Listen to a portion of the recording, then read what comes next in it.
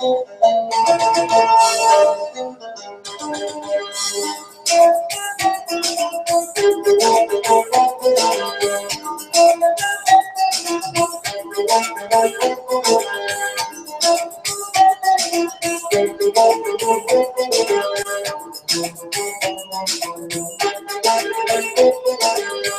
تكش بلادي يا إرهابي، المغرب بلادي وأرض جدادي، أنا مسيحي نقولها بصوت عالي.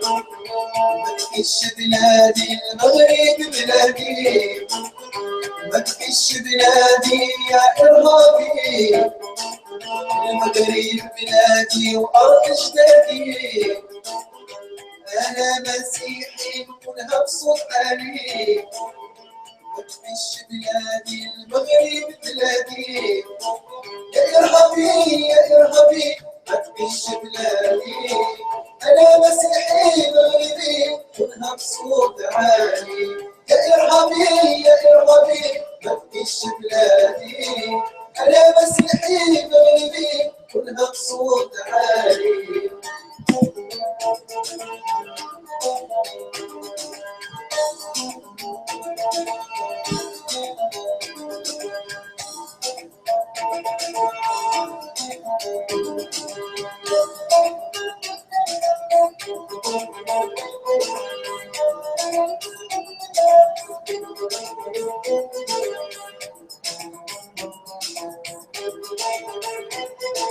على أمر الإنجيل عرفت حبة تبني، علم بالمسيح السلام، وفي المغرب يكون الأمان.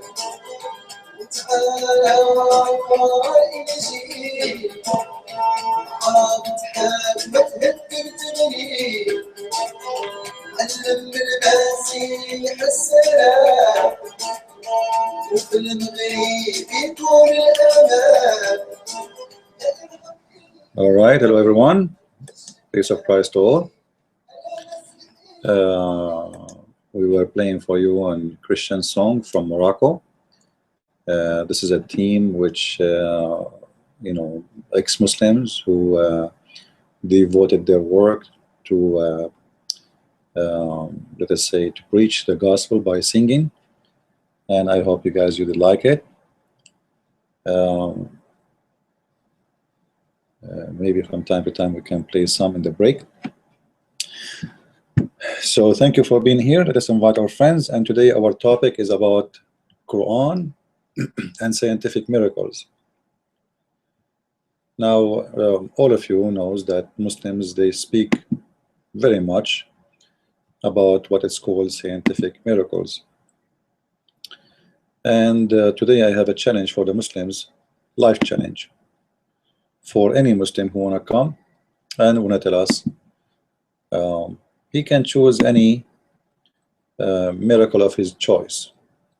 You see, they have long list of fabricated miracles.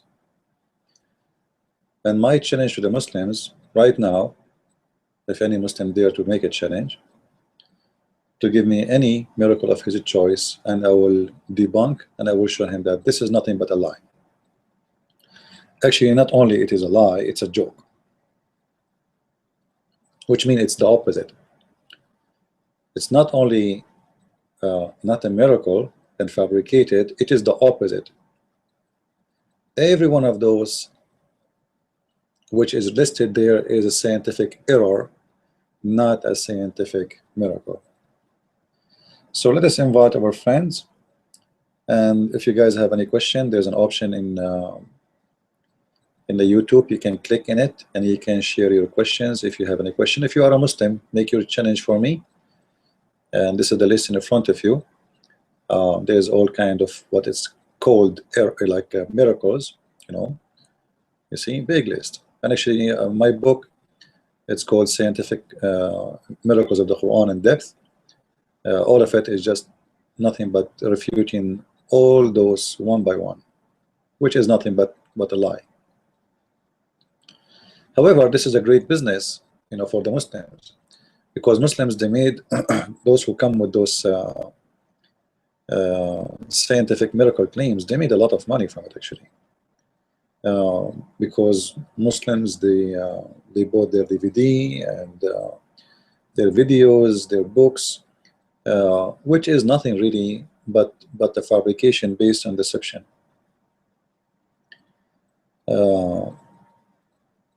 Now, as long as we don't have any challenge yet, we can, if any of you guys, the one is watching, if there is something you want to talk about, just let me know which one of those topics see in the screen. I hope the screen is clear. I can make it more bigger maybe. I hope the text is clear so you guys can read. So if any of you have any question about any of those they claim to be scientific miracle, choose anyone you want, and I will show you guaranteed that this is nothing but a fabrication. You see, I'm not the one who's going to choose. I want people to choose to me, especially if they are Muslims. I hope Muslims will be here with us soon, and they will make the challenge. They choose anything they want. You see how big the list? You name it, whatever you want, whatever the topic you want, you just name it. All of them, they are nothing but a fabrication. And when I say fabrication, I mean a scam. I mean saying, like, really, this is a scam. All right? But most of you, because you do not speak Arabic, if not all of you, it's very easy to play with the meaning and the words, and to manipulate the Arabic translation and make it fit with something that have nothing to do with the claim. So please, if any one of you have any question about this list in the front of us, just let me know. The list is long. Choose one and tell me which one you would like me to talk about. Right now we don't have many viewers yet, but soon I hope we will have many. Choose any of those and tell me which one really is something confusing for you, something very hard to debunk. Which one?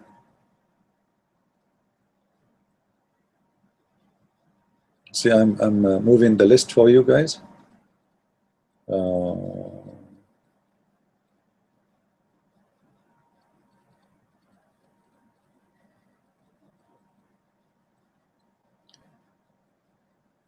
Heart massage and intercent. Okay, heart massage. Where is that one?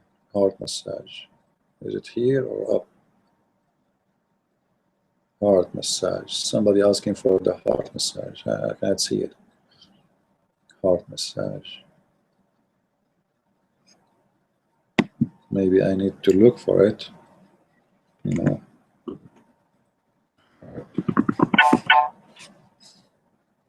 I'm typing Al-Qur'an.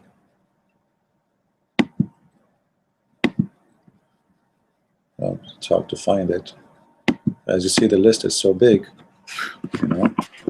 Heart. All right. Heart massage. All right.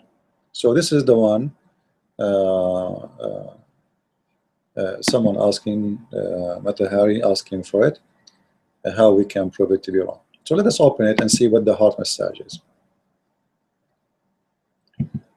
I'm clicking, it's not opening. What's happening here? I don't know. Let me refresh the page again. For some reason, it's not opening. Okay. All right. Now, this is the heart massage miracle.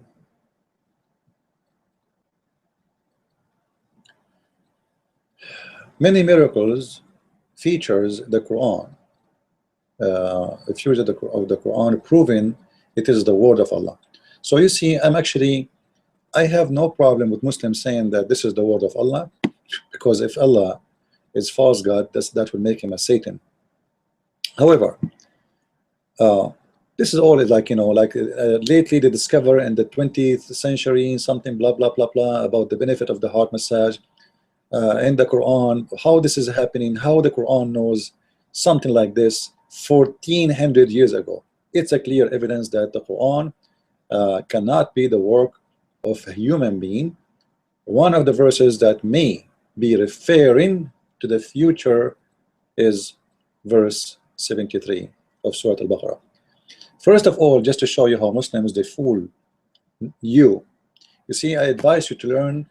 I don't want to say learn from me, but nothing wrong to say that, right? Learn from me how to read. You see, English is not my first language, right? But it doesn't matter really what language you are reading. As long as you can read it, you can understand it, then you read carefully. Look what they say to you here. Maybe referring. Is that a miracle or this is maybe? See, this is the start of the scam. Now, why they put maybe? Because later someone he knows, like me, he will come and he will get them busted, and they will say, see, we said maybe. We did not say for sure. We said maybe. Maybe yes, maybe no. All right. Now, let us read the verse together and see what this verse is saying. Remember when you killed someone and violently accused each other of it, and Allah brought out what you were hiding, we said, hit him with the part of it. In that way, Allah give life to the dead, and He shows you His signs, which means His miracles. So hopefully you will understand. The chapter of Al-Baqarah, chapter verse number 2, verse 72, verse 73. All right. So now, let us laugh together at this joke. First of all, if you read the claim there, this is what you need to do. You know, when somebody tries to fool you, it says here, this is the explanation of the miracle. Among the meaning of the Arabic term bibadiha, translated with part of it. What part of it? Bibadiha, what part of it? This is nothing true. And I will show you the translation. You know, bibadiha in Arabic. And anyway, let us read, and we will go later to the Arabic, and we will see what it says. With part of it in the above verse, someone or some people in the context of that meaning, the verse may be, hey, again maybe referring to heart massage.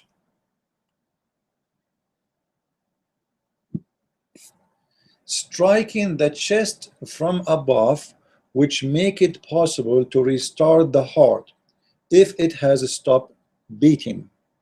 Allah knows the truth. Unbelievable, unbelievable. All right. So here they are saying, well, today we know that if we do a heart massage, you know, like you put your hand in the top of the chest and you push up and down, up and down, which is like a massage, that can make the heart start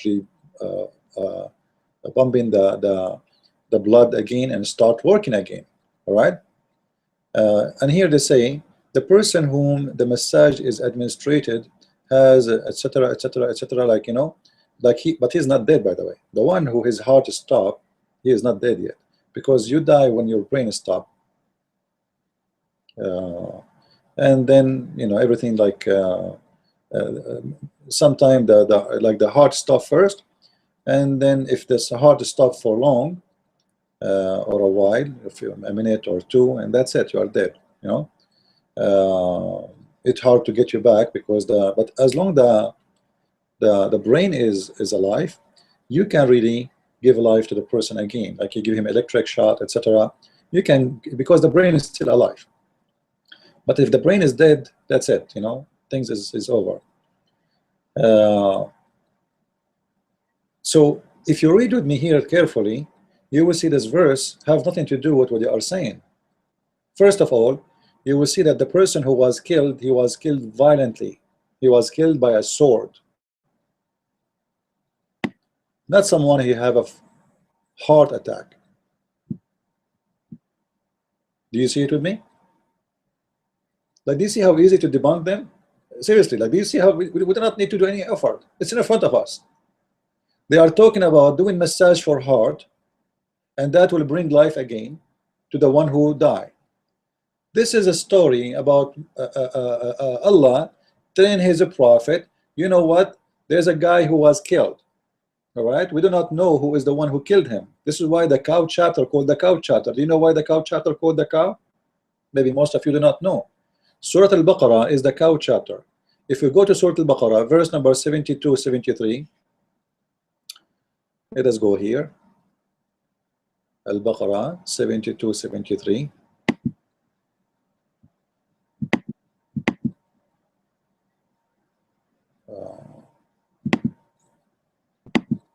I'm not sure if the text is small, we will make it big.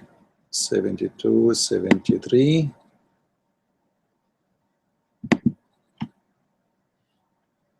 We will switch here, okay? We will make that text big. Here we go. That's good. I hope that text is clear, right?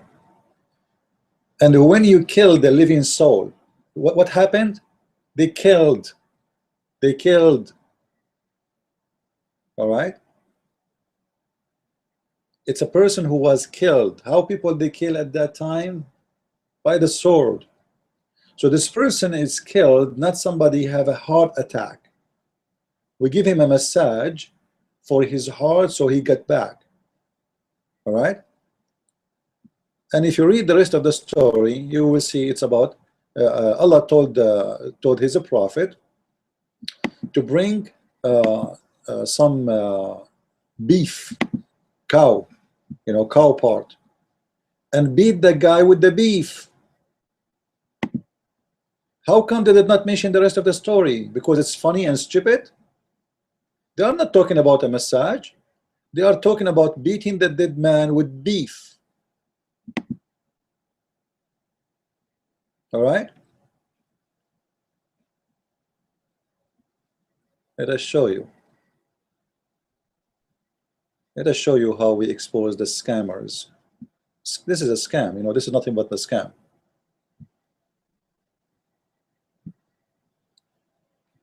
Are you guys with me? People who they are watching us, you can leave a comment or you can ask a question by clicking in the video. There's an option to share questions. Okay, I cannot answer you back by text, but I can answer you back by talking. All right. So if you have any comment or any question, feel free to share. So here it says, so we say submit him, the slain man. Do you see the word slain? Do you see the word slain? It's a slain man. It's a man who was slaughtered. But in the miracle, they are talking about heart massage, which means somebody died by heart attack, or somebody his heart stopped. So what happened here in this funny story? This is why I say every miracle there is a not only it's not a miracle, it's a joke. It's a proof Islam to be false. It's a fairy tale. He did beat the guy with the beef, and then the guy, he came back to life. You see, with part of it, the part of it of what? The beef, the cow.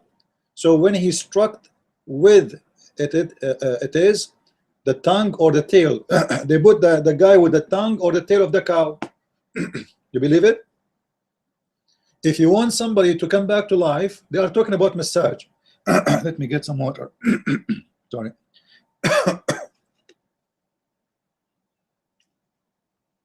They are talking about massage, right? Do you see what the massage they are talking about? You beat the dead man with the tongue of the cow or the tail of the cow, and then he come back to life, and he say, The one who killed me, his name is the Christian prince, and he died again. This is not about even making him alive again. It's about, supposedly it's a miracle. Allah told his prophet to beat the guy with the cow, and the guy came back to life, and you know, he spoke who is the one, just to know who is the one who killed him. This is why now if you go to the FBI, you will see that in the first floor they have a refrigerator full of beef, specifically tongue of cows and tail. So when they get somebody killed, they bring him inside the FBI center, they beat the hell of him with the tail of the cow, he come back to life, he say who killed him, and they go back dead again. It's a very scientific method, brother. This is the miracle, brother. See? But so you see how what it was a miracle turned out to be a scam. What is the miracle there? It's a scam. It's actually, it's a joke. You will notice in the website they never mention anything of that. Like, they did not tell us what is, like when they translate says, remember when you killed someone and violently accuse each other of it, and Allah brought out what you were hiding.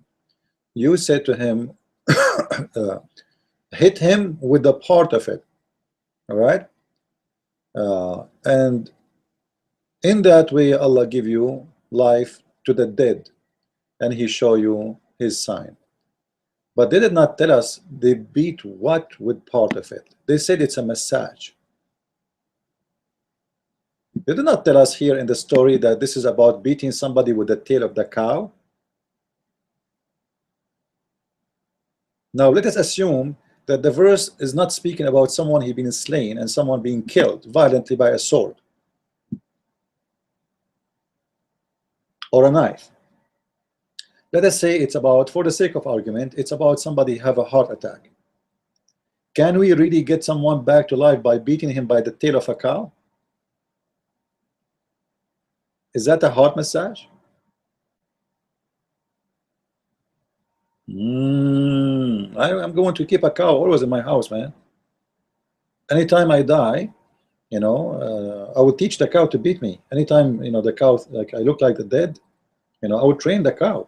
Anytime I die, the cow will come to my bedroom and she will beat me with her tail, and I will come back to life. That's an amazing, you know, method of science. And this is why I say, whatever Muslims they come with, it's nothing but a joke. And this is why I am sure that whatever you choose, really, whatever the topic is, it doesn't matter really. We can prove it easy that it is nothing but a scam. And here it says, in that context, the striking of the dead body here in such a way as to restore it to life.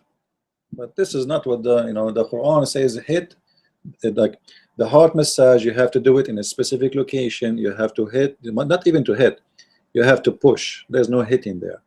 You don't hit the person in his chest. You have to push down, up, release, down, etc.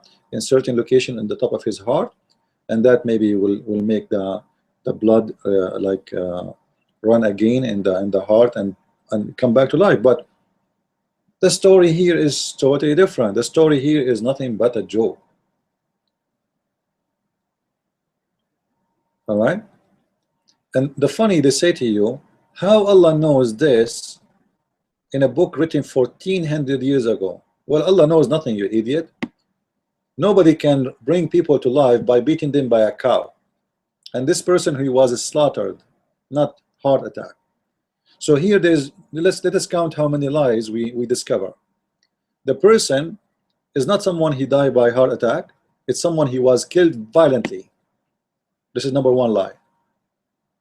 Number two, there's no heart massage there because you are beating the body of the person, not the location of the heart. You are beating him with the tongue of the cow or the tail of the cow. It's not I'm not the one who's saying that. I just showed you the interpretation which is coming from Muslims' reference. I have nothing to do with it. This is why the chapter of the cow, actually, the story is coming from here. The story of the cow is coming from here. All right. Supposedly there's a guy, he was killed, and they want to know who is the one who killed him. So Allah gave the advice, okay, let us do this. Go and get beef and beat the guy with the tongue or the tail of the beef. Beat him, like just hit him, you know, and then he will come back to life. He will say two words, who is the name of the one who killed him, and he die again. As you see, he came back to life and said, so and so killed me, and after pointing out two of his cousin, he died. You see it? We do not need police, we do not need anything, you know, just all what we need. I don't know why people they make things complicated. We do not need investigations, we do not need the fingerprints, video surveillance, you know, you don't need that, you know, just get, always when somebody get killed, get a tongue of a cow or a tail and beat the hell of the guy with that thing, and he will come back to life and he will tell you who killed him, and he will die again. And like, why you guys make it complicated? Well, because you guys are not advanced and not smart, sorry. All right, all right. If you are smart, you will do what the Muslims do. None of your countries until now have this technology, which is coming from Allah directly, to beat the dead man with the tongue and the tail of the cow, and then he'll come back to life. And remember, this is why the chapter of the cow is called the chapter of the cow, because simply they did beat the person with the cow tail or tongue, and this is why he came back to life. You can read the whole story. If we go here,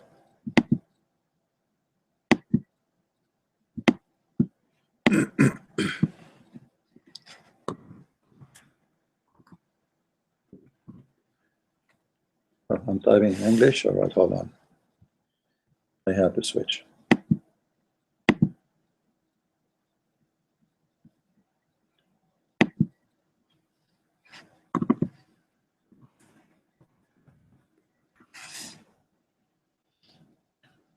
All right, this is the verse as we see in front of us.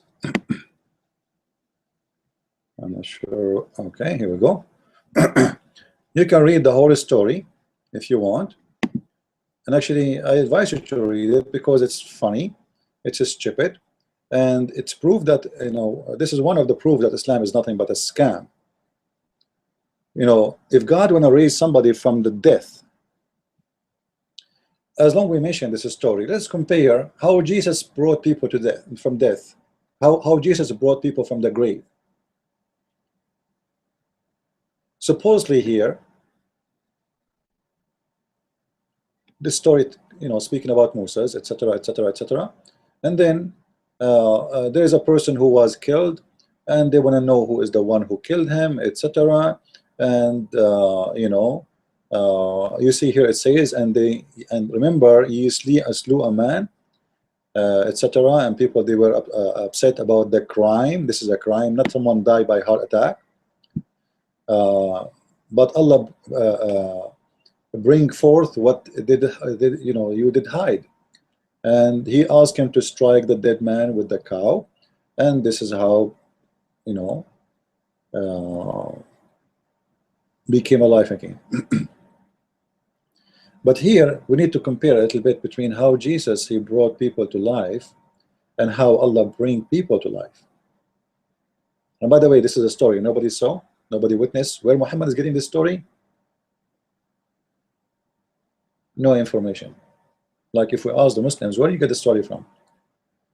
All those stories are coming from legends of the Jews. The Jews, they have many stories to let us say praise Moses, praise Solomon, praise David.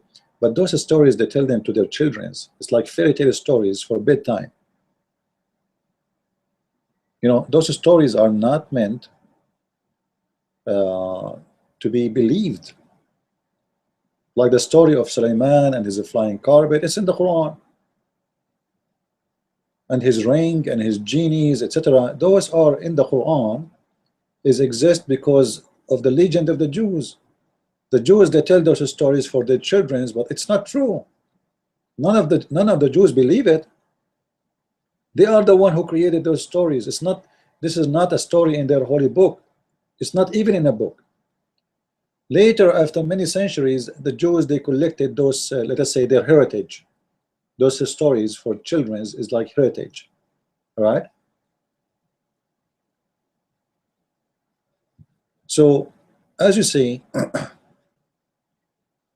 any miracle, or what it's called miracle, we of your choice, we can prove it easy to be fabricated miracle.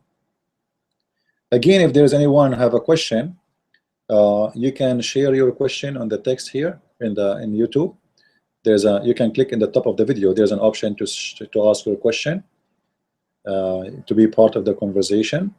If you have any question about any of those miracles, we answer right now the message. It was one of the choices of the viewers.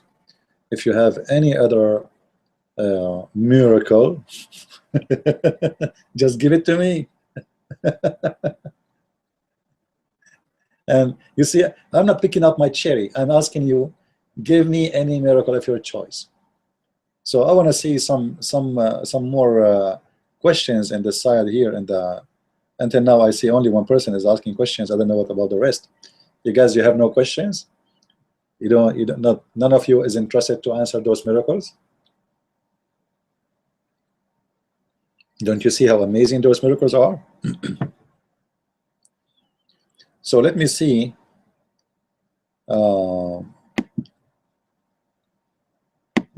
Let me see of you guys, some of you asking questions, if you don't mind. Choose any miracle you want. I want someone else, not Matahari already asked. I want someone else, did not ask yet a question. So the list is in front of you. The list is big. Choose for me whatever you like. You know, I'm moving it up and down. You see, this is the list is made by Muslims, and this is their website. Give me one miracle you think it's hard to prove to be false, or anything you want. Which one? You see, I can choose by my own, but then the Muslim, they might say, oh, he's choosing the one he know it's easy to refute, right? And if you are a Muslim, challenge me. Give me from this list, or any, actually, if you have from outside, no problem. Give me anything you want, any miracle you claim to be a miracle. It's a challenge.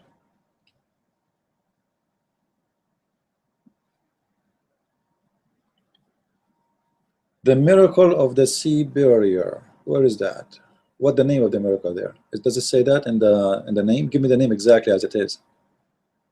Do you know what the name here?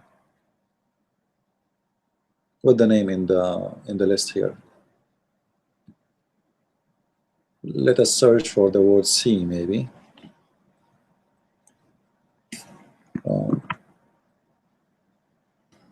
Okay, here, sea. We need to switch to English. Because the list is big and it's hard to find out which one is the one we want to talk. Like we find out. C. The sea is not mingling. Is that the one you're talking about? Sahano? Is this the one? The sea is not mingling? All right, I think this is the one you're talking about. All right. Again, if you are a Muslim with us here, please give us any of your choice and we will refute it. All right. The sea not mingling with one another. First of all, here you will see, you will notice with me. Sorry. My allergy. You will see speaking about two seas. Two seas. It's not one sea.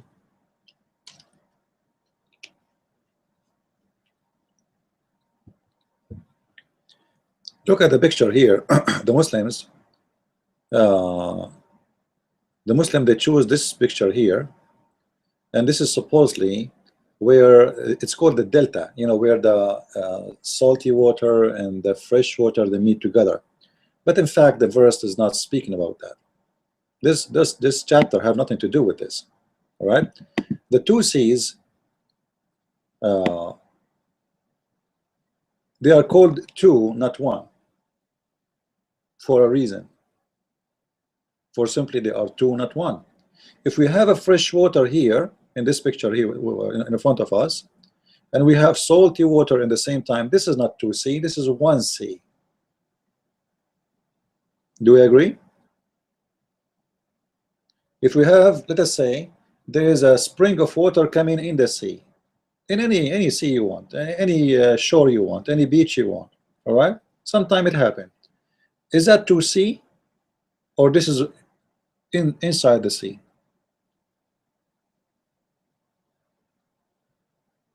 Let us finish one by one miracle at a time. So right now we are answering the miracle of the sea barrier of Sahino. So as you see here, it says clearly that there is two seas, and those, they will never mingle together. You see, seas not, this is the title made by Muslims, but not by me. Seas not mingling with one another, which means they will not be mingling. Correct? But this is not what they are talking about here. What they are talking about, that the fresh water and salty water, it is going to take time to be mixed. They will mix at the end. If you add the fresh water in the ocean, it's not going to stay isolated fresh water. No. Simply you have a current of water, of a fresh water, and because it's current in that location, where is the current keep coming, it stay fresh. But every second the fresh water is mixing with the salty water, and the fresh water will not stay fresh water no more. It's going to stay to become salty. But because there's always more new water is coming, it's a spring of water, a river, so a new fresh water is coming. So for very little time, the fresh water and the salty water will not mix. However, this verse have nothing to do with this, and let us prove it. If you go to the interpretation, this is chapter 55, verse number 19 and 20, right? Let us go to the interpretation. Actually, I prefer to go to Ibn Kathir. Let us see Tafsir Ibn Kathir. Tafsir Ibn Kathir.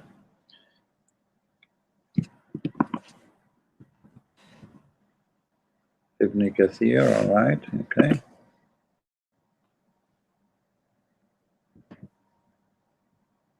And again, we are going to take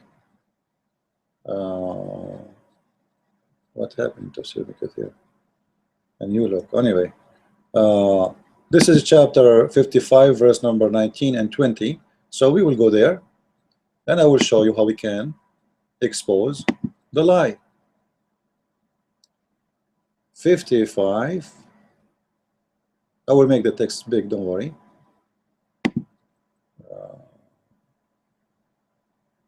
I'll go to verse number 19.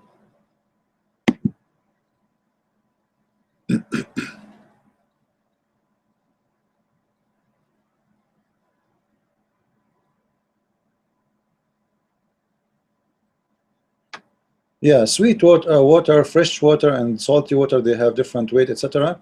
But still, they mix at the end. You know, this is just temporarily. They will not be mixed.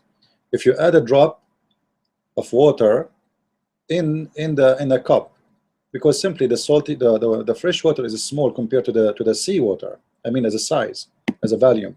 So if you can do the same in your I'm trying to increase the, all right. Next page. I'm going to show you that this is nothing to do with the water. Actually, there is a barrier between them, which is a land. The barrier here, because the word the word they translate as a barzakh, sorry, as a barrier, it's a barzakh. All right. There's actually two verses in the Quran speak about it, but anyway, here we go. This is the verse. I'm going to make it big. All right. The word in Arabic here, barzakhan. All right. هو الذي مرج البحرين هذا عذب فرات وهذا ملح أجاج وجعل بينهما برزخا. What is between them? Barzakhan. Let us see what barzakhan means. All right. I'm not the one who is going to give you the answer. The Muslim, they will give you the answer, just to prove, just to show you how Muslims they lie. And it is he who has let free the two seas, etc., etc. You know, there's a barrier, there's a barrier between them. This is what they translate as a barrier, which is barzakh. We see here the word barzakh in Arabic. Barzakh in Arabic mean a dry land between two things. And as long as you are talking about a piece of land, you are talking about water is surrounding. So Allah in the Quran supports is saying, it is He who separated the fresh water, which is the one you drink from, and the salty water. This is not about the same sea. No, there's two sea. And here we go. Between them there's a barrier, which is none of them can transgress. None of them can transgress. Is this the case in the ocean? No. If you put salty water and fresh water together, they will mix. They will mix. But in the beginning they will not, for like until the salt like adjust in the fresh water, and then they will go and mix. Then, meaning he has placed a barrier of land between those two type of water. Do you see it?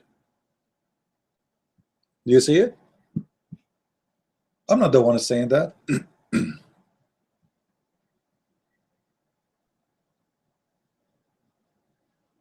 Is it clear?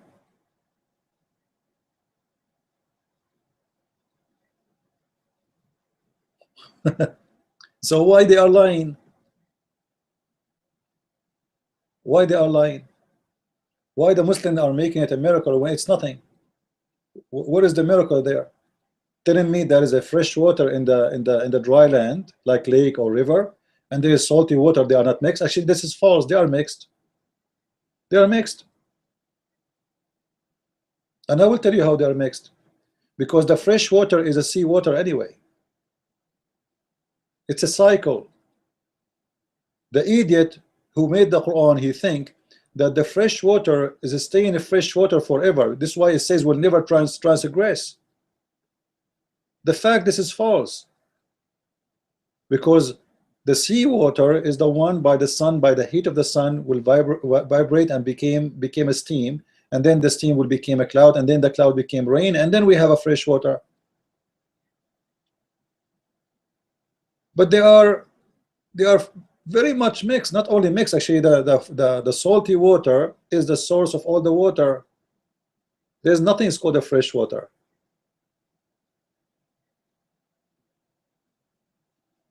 Fresh water is based on the process of the sun heating the sea. All the water is coming from the sea. And then the fresh water go back to the sea. Like who said it doesn't? Because imagine if always the sea give us a steam, and then the steam became a cloud, and then the cloud became rain, and then the rain became a fresh water, and then they are separated as in here. They will never transgress. Do you see it? They cannot. This is false, which means it's showing an error here actually, because the salty water and the fresh water always they will mix together again, because the fresh water, the rain will go back to the sea. It's a cycle.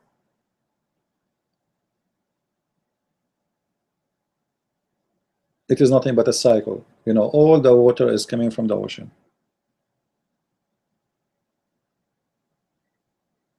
All right.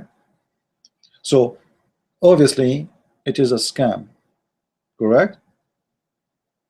Anyone here don't have is not convinced yet? Anyone is not convinced?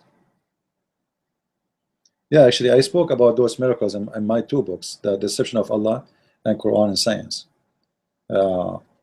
And the reason I spoke about them, because there's many can be deceived. You see, you do not know.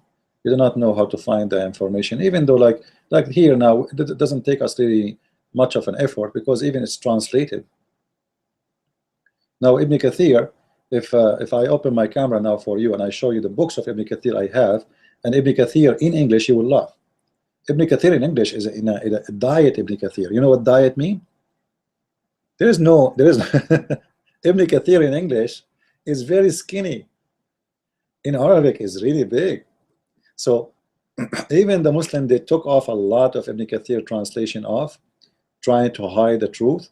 Still, with whatever left, we can prove that Islam is a fabrication.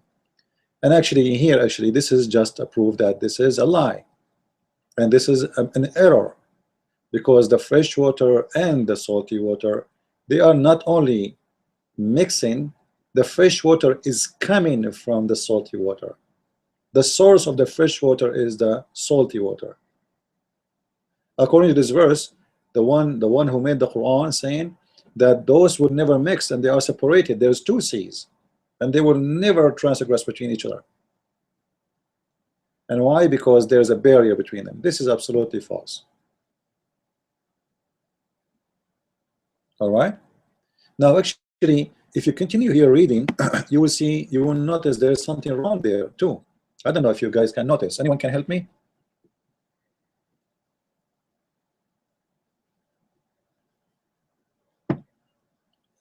Anyone here notice something?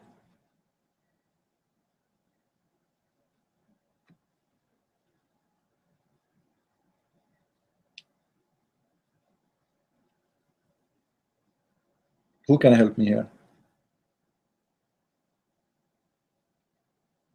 Anyone notice something? Come on. There's a problem in front of us. Here. Let me point my text. Anything wrong here?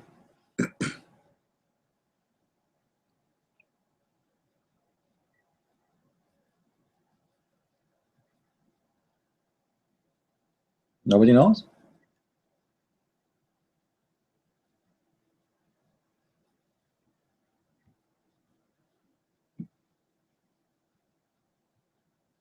Where is the education, guys?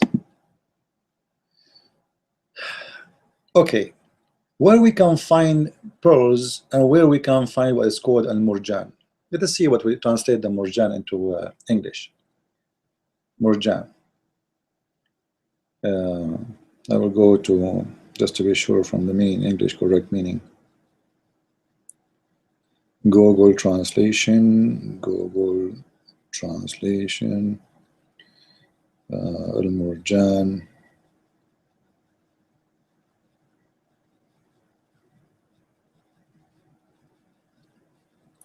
The coral. Murjan is a coral. All right. Anyone notice what the problem here?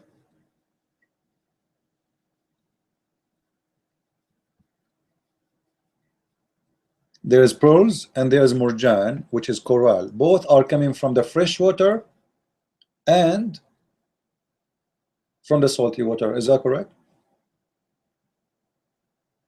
What is the coral grow?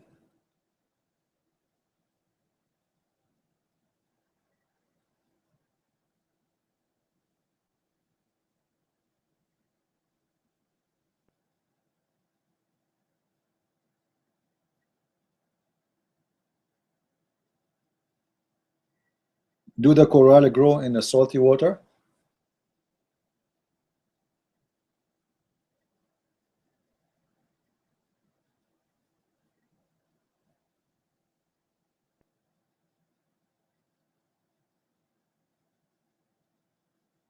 Anyone can help me? Do the coral grow in a salty water?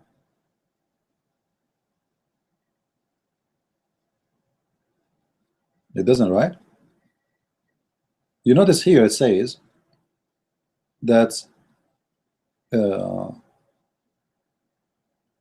guys, I will answer all your questions just one by one. Let's finish this one, and you can ask me the second one about any miracle you want. We don't want to talk about errors now. Actually, we want to talk about the miracles. So don't focus on the error. But as long as we are in this page, I want to show you why Muslims don't talk about this one? Because this is showing an error. Because it says that from both of them, which means from the fresh water and the salty water, we got pearls and coral, and that's a mistake. Coral grow in a fresh water. I'm not sure about the pearls that they grow in a salty and a fresh water together, but I believe if you go and search, you will find that the coral they grow in a fresh water. So here there's a mistake.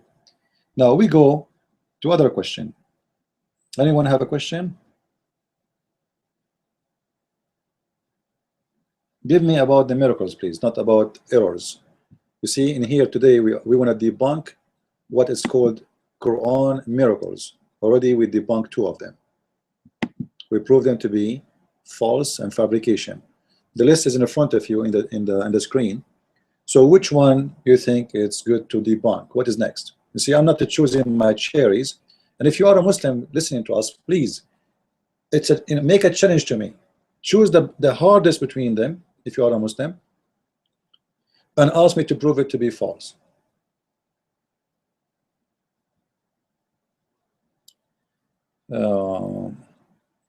Let's see if somebody asked a question.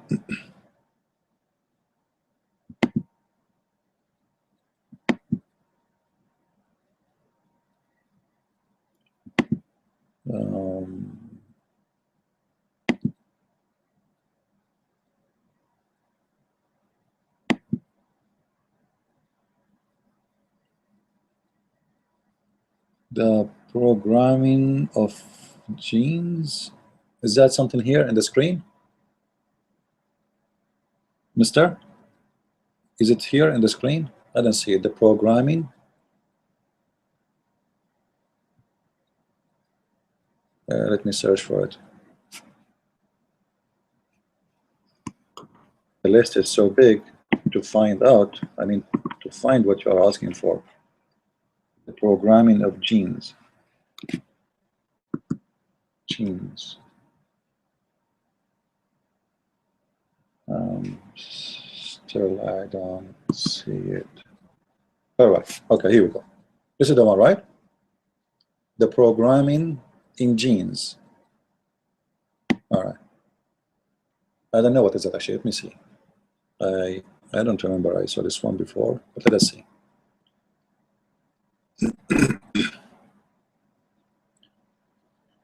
The programming in genes. From what thing did he create him? From a drop of a sperm, he created him and proportioned him. Then he eases the way for him. Okay, that's interesting. Let's see what is that. The word gadarahu. What the word what? Gadara. Is that Arabic? Let us go and see the verse in Arabic. In Arabic and English. 18, chapter 80, 18. 80. I think he means qaddarahu. I'm not sure what. 80.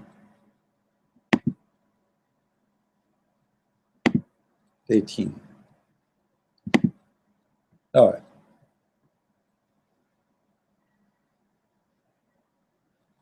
ومن أي شيء خلقه.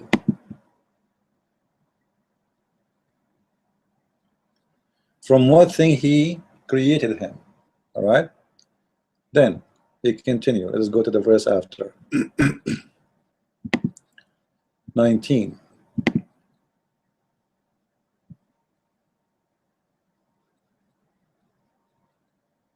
Remember, we are using the Muslim translation, not our translation. From a drop of a sperm, from nutfa خلقه فقدره. فقدره. Okay. From a drop of sperm, he created him and he preparation him in a stages as a blood clot, then embryo after the last stage of his creation.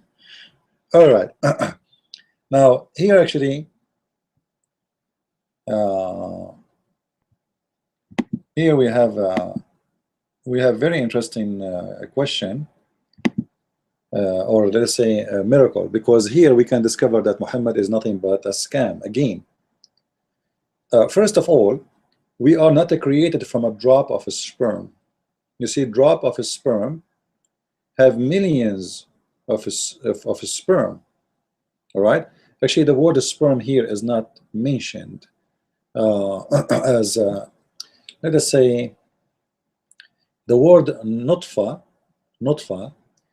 is you know, we are adults, so we know what sperm is, right? It's not a sperm as individual. Nutfa is in the translation they are trying to say to you drop of a sperm. It's not not wrong really, but it is your sperm, all of it, okay, which many of it, like all the sperm you came with when you have sex. All right, so the sperm you drop there is the one to make the baby. So where the baby is coming from is from the sperm, but this is false. If you go right now, I do not need to search for you. You can go and search right now, and you will see that the baby is not created from a sperm.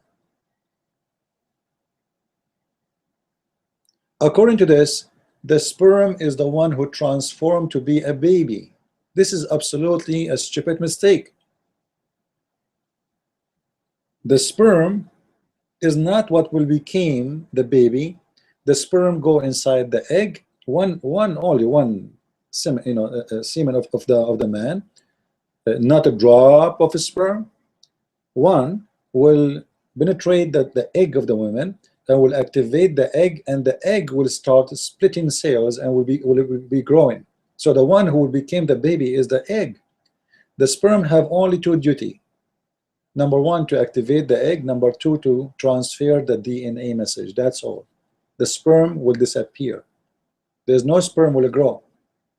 According to this Quran here, the Quran will become a baby. I mean, the sperm will become a baby, which is absolutely false. However, in order to have a better understanding for this joke here, let us see, you know, what Muhammad said about that. So we go to Muhammad. Muhammad is the one who knows, right? Already we prove it to be wrong, by the way, because simply the sperm is not the one who became a baby. So Muhammad, he said,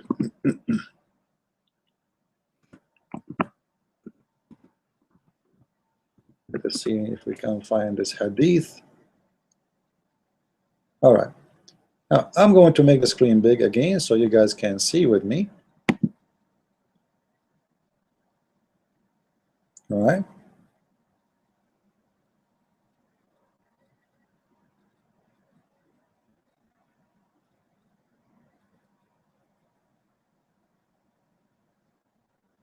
You see, all this hadith actually is about this story, but I'm trying to find you the hadith where it's giving you the numbers of days. Here we go. This is the hadith.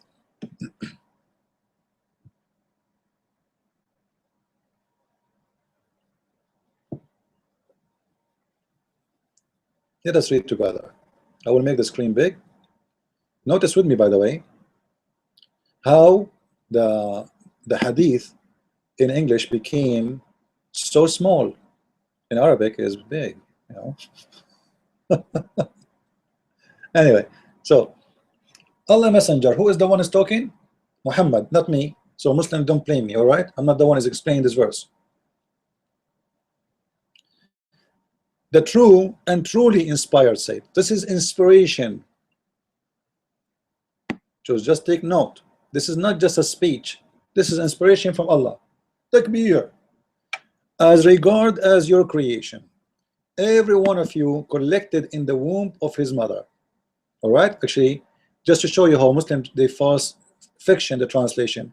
The word womb is not exist. If we go in Arabic it says في بطن أمه, في بطن, in the belly. There's no womb. You can go right now, copy the same word I'm telling you, and take it to Google Translation, and you will see the translation will come as belly. Actually, it can come as a, you know, like yeah, the belly in general. Sometimes we use it for to speak about the stomach, like my the button yuja, which means my stomach hurt. I mean my stomach. But button in generally speaking, it's mean the belly. So Muhammad saying that you will be in the belly of your mother, not in the womb, for the first 40 days. As what? As a sperm. Because remember, in the beginning you are a sperm. So 40 days as a sperm, and then you will become a clot for another 40 days. You see it?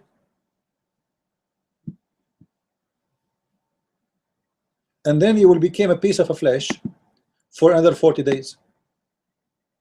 What the total is? Somebody give me the total. What is the total? We have a disaster now. Anyone have the total now?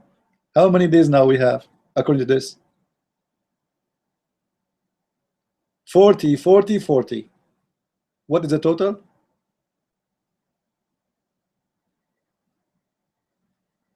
120, right? So according to Islam, the baby will be done, created, finished in 120 days. That is 4 months. That's it.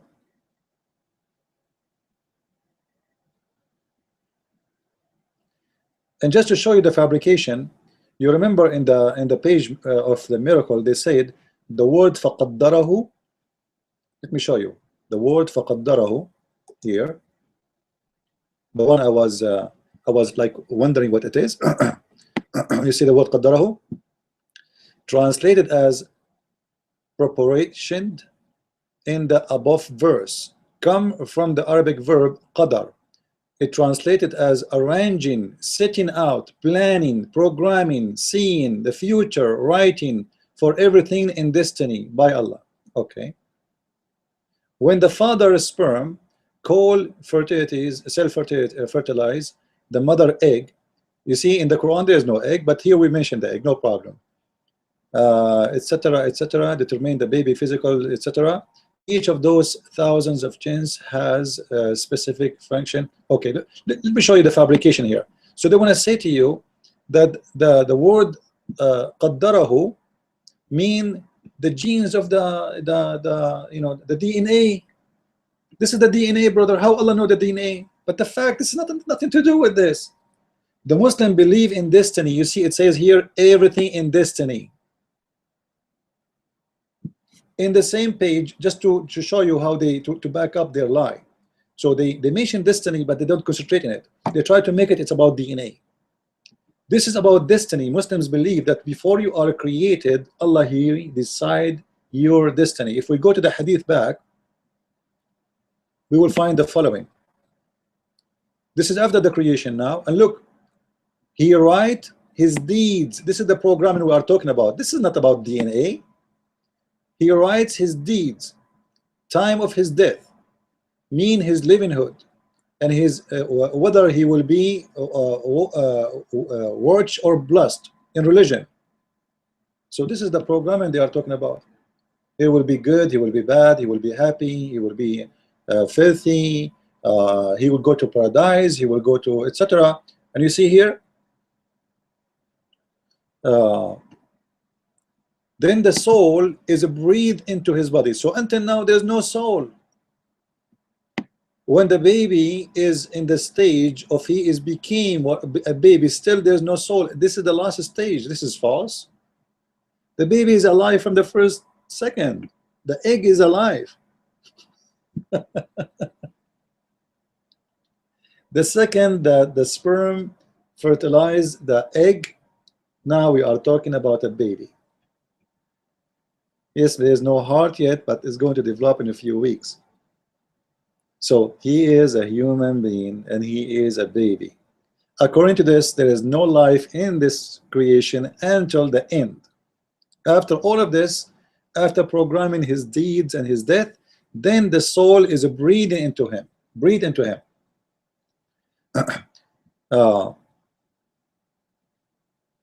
And here actually there's something funny about Islam.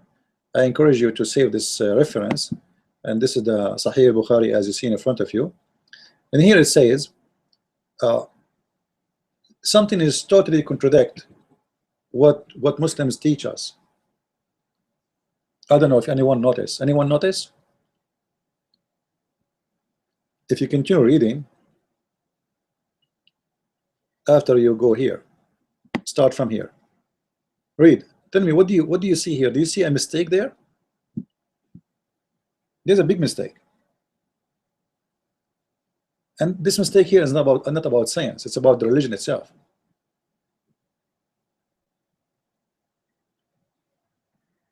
Anyone knows?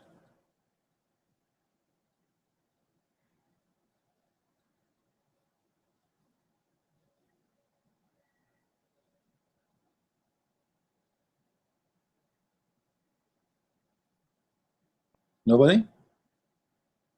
Well, you know, Islam asked the Muslims to do jihad to go to heaven. Islam asked the Muslims to do the prayer to go to heaven. Islam asked the Muslim to do Hajj to go to heaven. Islam asked you to convert to Islam to go to heaven. And then you find yourself, after doing all of this, you will go to hell. Read with me. Read it in front of you. Oh, stupid this religion is. So a man may do deeds which like a deed of people who will go to hellfire, and so much so that there is only a distance of a cubit between him and it, which means hellfire. So now there's a man who do the deeds of hellfire, and he's almost there. There's not even an arm between him and the hellfire. Like he's in the door of the hellfire. And then what been written by the angel, by the way, it doesn't say by angel in the hadith, written by Allah, not by angel. But as long as the hadith saying the angel is the one who's doing that, so it's the angel. What is written by the angel suppresses, and he start doing the deeds which is resemble the people of paradise, and he enter paradise. Wait. So it doesn't matter what you do. You pray, you don't pray. You fast, you don't fast. You go to jihad, you convert to Islam, you don't convert. Who care? It is what is written in your program system, in the hard drive, is going to take over before you arrive at the door of hell, and then you will go to heaven. If what is written for you is to go to heaven. You see the stupidity? Are we following, guys? Do you understand what I'm saying?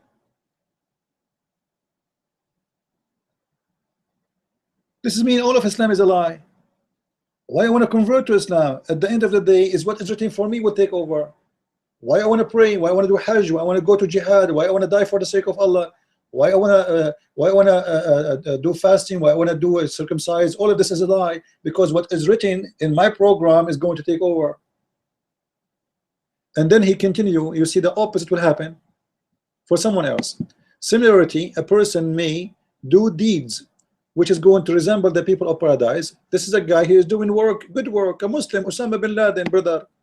He is doing a good work all his life, brother. They pray to Allah, they kill Christians, they kill the Jews, they hate everybody, huh?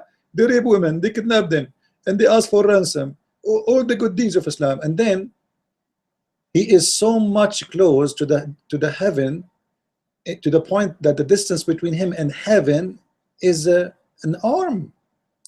And then here we go, the drama happened again. What has been written by the angels suppresses, and he start doing the deeds of people will go to hellfire, and he enter hellfire.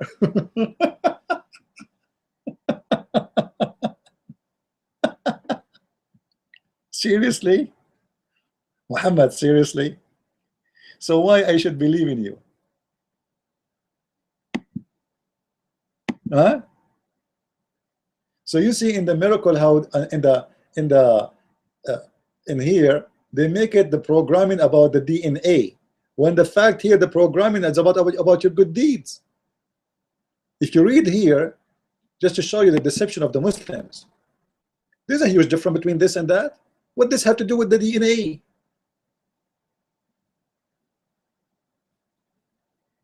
Right? And they give you numbers and scientific numbers to try to deceive you and to make you believe that this is true. You know, look, brother, look at it. It's amazing, brother. This is in the Quran, brother. DNA in the Quran, where the story is speaking about something totally different, have nothing to do with it. It's a joke. It's a stupid, actually. So they make what is a stupid sound like it's a miracle.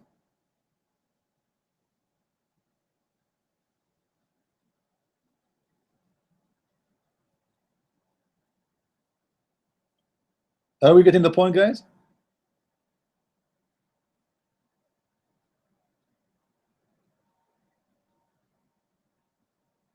So they make it about DNA and programming, etc. The word qaddarahu in Arabic, this is qadar, destiny. Muslims believe in destiny. One of the most important things in Islam is to believe in destiny. What is destiny?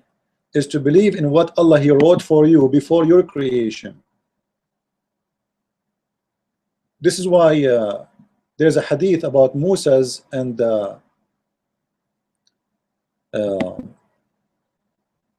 Adam. Both they argue together. I will show it to you, but after we finish this one. So here, take a note. If somebody want to say to you Islam is a smart religion, this is a hadith will prove Islam to be a stupid religion, and whoever believe in it have to be have a mental issue. Because there's your good deeds, your bad deeds have nothing to do where you will go.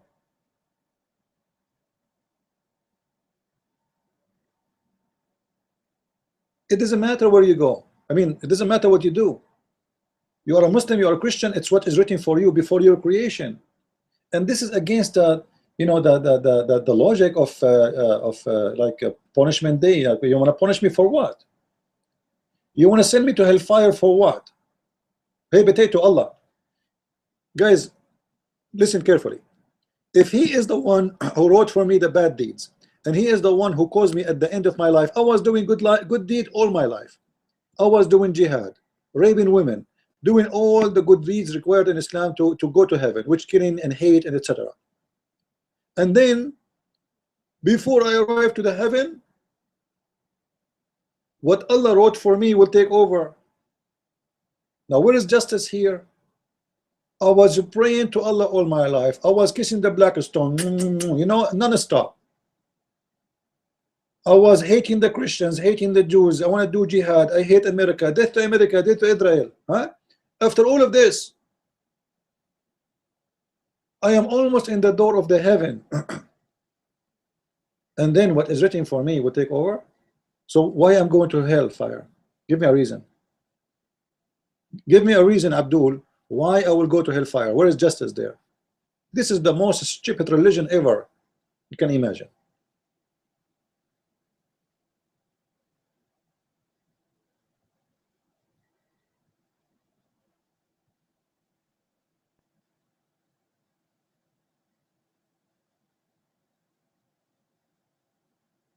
Are we following?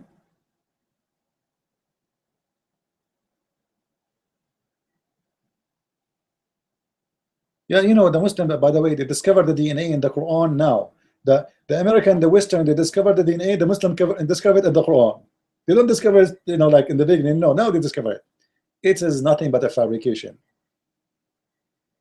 And actually, we just showed you here that Muhammad is a stupid. Yesterday, I saw a guy that he was arrested for being a false doctor. Did you see him in the TV? If you live in America, he's 18 years old. He claimed to be a doctor, right? Here we go. Muhammad claimed now to be a Dr. Muhammad. Dr. Muhammad want to tell us how the baby come to exist. 40 days as a sperm. That's alone is a funny joke. The maximum sperm can stay alive. The maximum. This is not after going in the egg. No. Before. Let us say the man has sex with his wife today. There is a maximum, I think, of 7 days. Maximum the sperm can stay alive. After that, the sperm is dead. According to the stupid Muhammad, the sperm now stay alive inside the women for 40 days, and the sperm itself will turn into a clot. And by the way, the Quran says that this clot is a congealed blood. It's a dry blood. It's dead blood. And this is absolutely false. The egg is not a blood, and the sperm will not transfer to be an egg, and the egg will not transfer to be a blood. And this is all is a fabrication. Prove that the one who wrote the Quran is a stupid idiot. In the top of that, we find out that it doesn't matter how good your deeds is. You are really messed up. Any question? Are we done with this one or more? If there's something more clear. We mentioned that we want to talk about Musas. Hold on. Musas. Yeah, we go to Musa.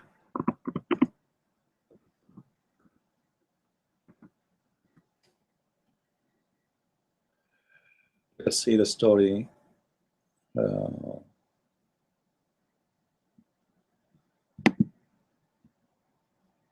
What happened?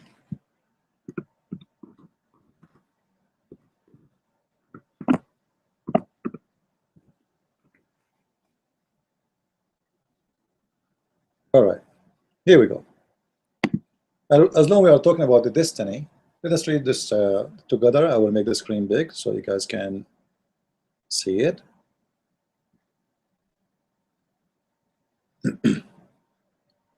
The prophet said, who is talking again? The big potato, the prophet of the Abduls. The brother sister Musa argued with Adam and said to him, Adam, you are the one who get the people of the paradise by your sin. Oh, hold on, that's serious. Here we have a problem. We have a fight. Moses and Adam, I think they are in the barber shop, huh? In the saloon, in the barber shop, and they are coloring their hair. And Adam, because Adam have a gray hair, he's very old, and Moses is shaving his beard. All right. So Moses look at Adam. He says, Adam, brother, you are the one. You know, you get the people out of paradise by your sin, and that's made them miserable. And look what Adam said, man. You look at him. He said, "Oh, Moses, Habibi Moses, what's wrong, Habibi? Huh? You are the one who Allah selected as his messenger, and he is the one direct talk to you. Allah spoke to you directly. He called you by your cell phone. Never happened to anyone, brother. How you say such a thing? You blame me. You blame me for a thing which Allah has ordained for me before he created me." And then Allah messenger further said, so Adam overcome Moses by this argument. So who won the debate?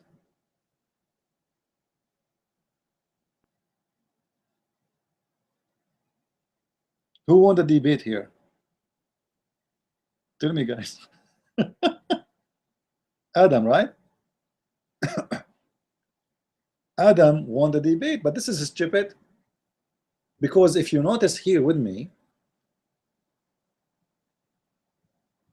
this is why I want Christians, and even if you're not a Christian, I want you to read carefully. I want to use your intelligence. You know, all of us, we have a special, like we have a lot of intelligence, but we don't use it. We just read and go. You know, like reading is the same as fast food. We read and go, and we don't see any story there. Okay, you know what? Adam and Moses are arguing. No, there's a problem there. There's a big problem. Moses believe in the original sin. Because when Moses accused Adam that because of you we are out of heaven, that means Moses accused Adam, and his accusation based on his belief in original sin. Moses is not a Muslim. Muslims refuse original sin. Muslims believe in destiny. Correct? It's in front of you. It's written for him both before his creation. Adam saying to Moses, are you blaming me for what is written for me? before my creation?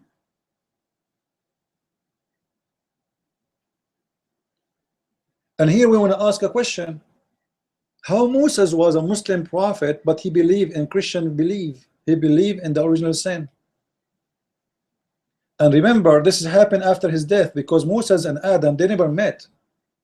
This is supposedly after death, which is a funny story. You remember when Muhammad, he went to the seventh heaven on the top of his donkey, flying donkey? He found Moses and Adam there, and even Jesus was there too. All right. So Moses, all his life, he believed in a wrong belief. So Allah was calling him by direct call for what? He never explained to him the original sin. Moses was teaching all the Jews original sin falsely, when the original sin is not true. Because according to this, who is the teacher of the Jews? If we ask the Muslims, Moses was a Muslim at that time, right? Okay. Who is the teacher of the Muslims at that time? They will say Moses. Okay, thank you. What Moses was teaching them at that time, based on this, it was original sin. And that is a very Christian belief. And that means Moses is not a Muslim, as Muslims they claim. And the proof in front of your eyes. Secondly, here, we see the stupid story again coming, says, Adam, he won the argument because says to him, how you can blame me for what is written for me? Okay, Muslims, hold on. Why you blame me for what is written for me? I am a Christian prince. Allah wrote for me what I'm doing right now. You know what I mean? Hey, Abdul, brother, if Adam, he is brother, sister, the Prophet Adam, brother, he did not commit sin because he liked sin, but Allah, he wrote in his dictionary, like in his hard drive, he wrote for him that Adam, you had to do sin, and this is what everything for you. So what Adam did is not something we can blame him for. And as you see, Muhammad, he takes the side of Adam and he says Adam won the argument. Then we cannot blame anyone for his sin. This is the most stupid thing ever. So why you call it sin then? Because according to this is the sin of Allah, not the sin of Adam. If Allah is the one who wrote the sin for Adam, this is mean the one who did the sin is Allah. The sinner is Allah.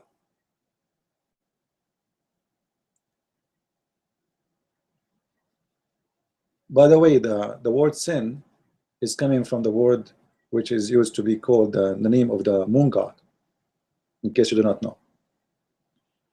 So when people left the moon god worship, they start saying this is sin, which is mean this is moon god. This is forbidden. It's not good. All right. So the word sin is coming from there, and actually it's coming from the Aramaic. You see how much the Aramaic they have impact in your life. There's many words you use today is coming from the Aramaic. Actually, all what you see in front of you is coming from the Aramaic. There's many, we as a Christians, the Jews, etc. Everything we have is coming from the Aramaic.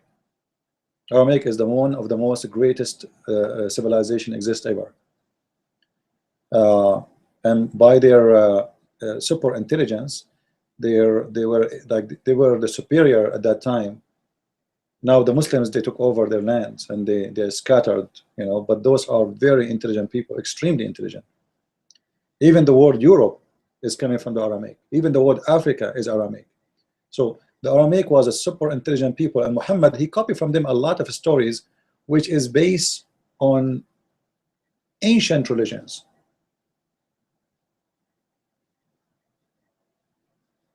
That the moon god, he is the one who ordained for you where you will go, what you will do. Like, if you go and study about the Sabians, I don't know if you know the Sabians. The Sabians,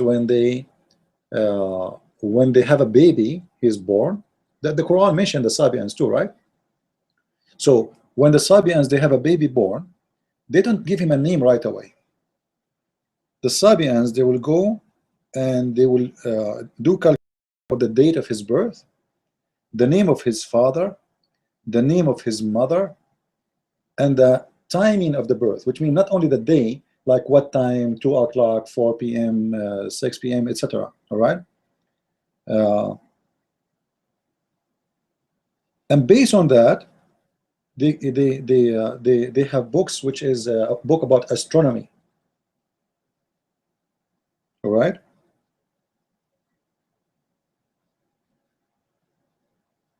Based on that information, they give you the name.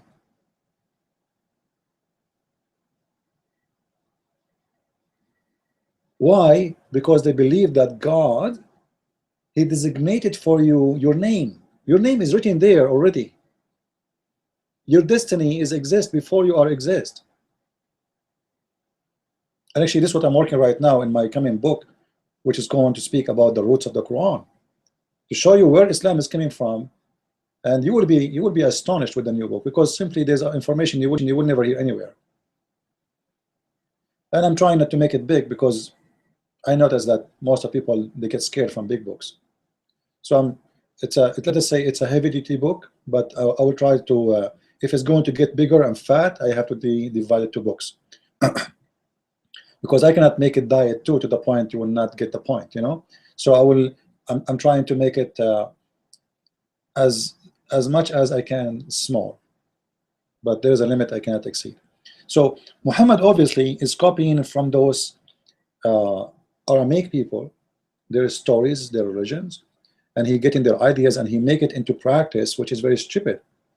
At that time, those people, they believe in it. You know, the logic of man, a human being, 5,000 years ago is not the same as today. Not because they are stupid, you know. Human being always is seeking God. He's trying to find out where is God, how we can find God. Where is the truth? Where is the truth? Who's the one who created us? And when they could not find the right information, they create their own gods, because they need the existence of God. You need, you know, you have a need, that's you need someone to depend on. You don't want to be alone. You don't want to be felt like I'm left in the middle of the ocean, nowhere. I need, if I have a hope that there's God is helping me, that will make my life better. And actually, even science proved it to be correct. Like even if you have the Messiah, he said, if you believe in a stone, but you don't believe a stone or black stone, if you believe in a stone, which means even if the stone is not what will help you, if you have faith in a stone, you will be recovered. Which means that faith is extremely important to help a human being to survive, to accomplish things, as a motivation, as a reason to stay, to live. And this is what the Messiah is speaking. This is why, you know, sometimes if I want to compare between what the Messiah he say and what the prophet of the Abdul he say, it's funny, it's stupid. We cannot even compare. Go and take any pages in the Bible and read what Jesus said, and take this Abdul here, the prophet of the Abdul, and you will laugh to death when we compare. Like, how come we don't see the Messiah saying such a thing like this? Stupid thing like that. It's impossible. Simply because Muhammad, he have nothing of his own. Muhammad is not even using his brain. He's not even using a knowledge, you know. He is using what people say to him from all generations, old religion, the Sabians, the Mandiya, they call them Al-Mandanayin. Actually, if I go to YouTube, maybe I can show you something. You will see how much he copied from Sabians. Let us switch to Arabic. Sabia.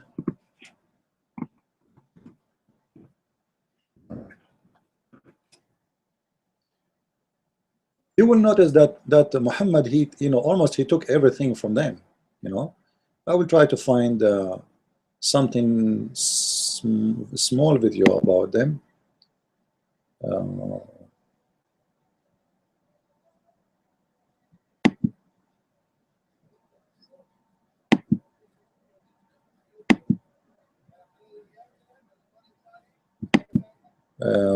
Let's see the front one.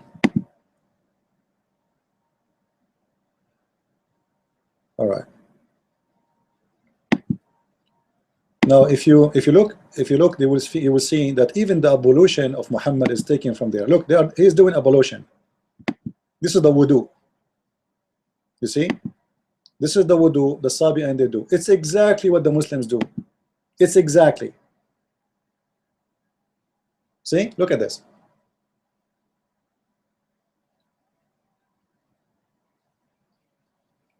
I hope the video is clear.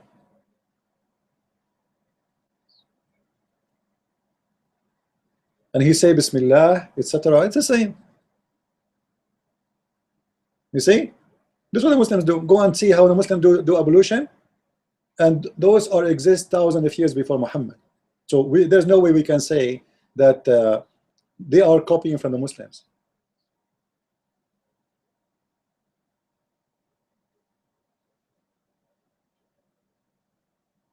Is it clear?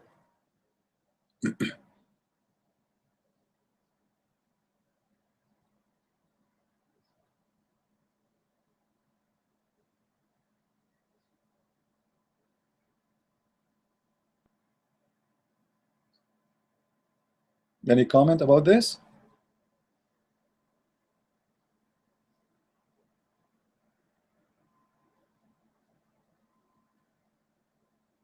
All right. So anyway, this is what is my coming book actually is going to speak about, and and that will show us really where Muhammad he don't have a religion. Muhammad is a collection of religions. You see, Muhammad, he took from everybody, from the Sabians, from the Persian, from the Hindus, from the Christians, the Jews, everybody. And then even the word Islam is not coming from him. Islam is a name of a person. Muhammad, he hijacked it. The name of Ar-Rahman is not you know, not his name, is not the name he came with. So this is what my book is going to focus about. It's going to be very interesting, but it's giving me a very hard time because everything I have to put there is based on translation. Well, you know, all the source we have is Arabic, and we are reading an old, let us say, a classic old Arabic, which is not easy to translate to make it fit with the English. All right. So this is why it's really the process of working in the book is not that fast. However, this book will be very, very good. And mostly I'm going to correct maybe the roots of the Quran, something like this, the roots of Islam. We will see. Anyway, do we have any other question?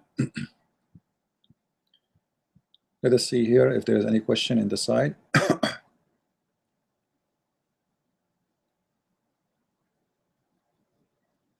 So I hope you want to take notes about those hadith, because those they can really destroy.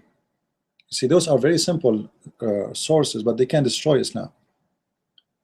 All right, like, you know, you blame me for my sin when my sin is created before me.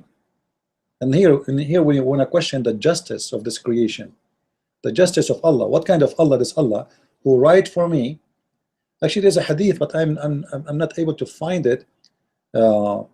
It's about there is supposedly a child who died, and Aisha, she said to Muhammad, you know what, I'm very happy for this child, he will go to heaven. So Muhammad, he said to her, oh, like as if he's saying, shame on you, Aisha, to say that. Why do you think the child will go to heaven? She said, well, he is a Muslim child and he commit no sin. So Muhammad, he said to her, well, you know what, it's not what he commits sin or not will decide he will be in heaven or not. It is what Allah wrote for him in his destiny. I'm trying to find the hadith out of hadith.com or Sunnah. I can't find, because this is a very important hadith too. All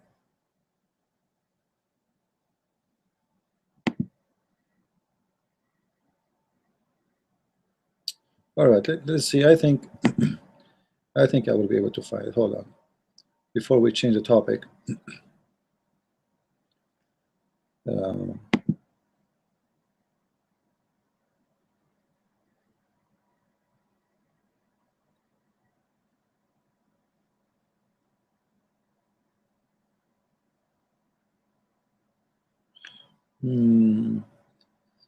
I'm able to find the hadith in Arabic, but I want to find it in English, so you can read with me.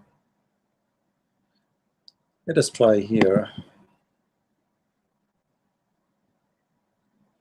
You know, there is endless numbers of hadith. So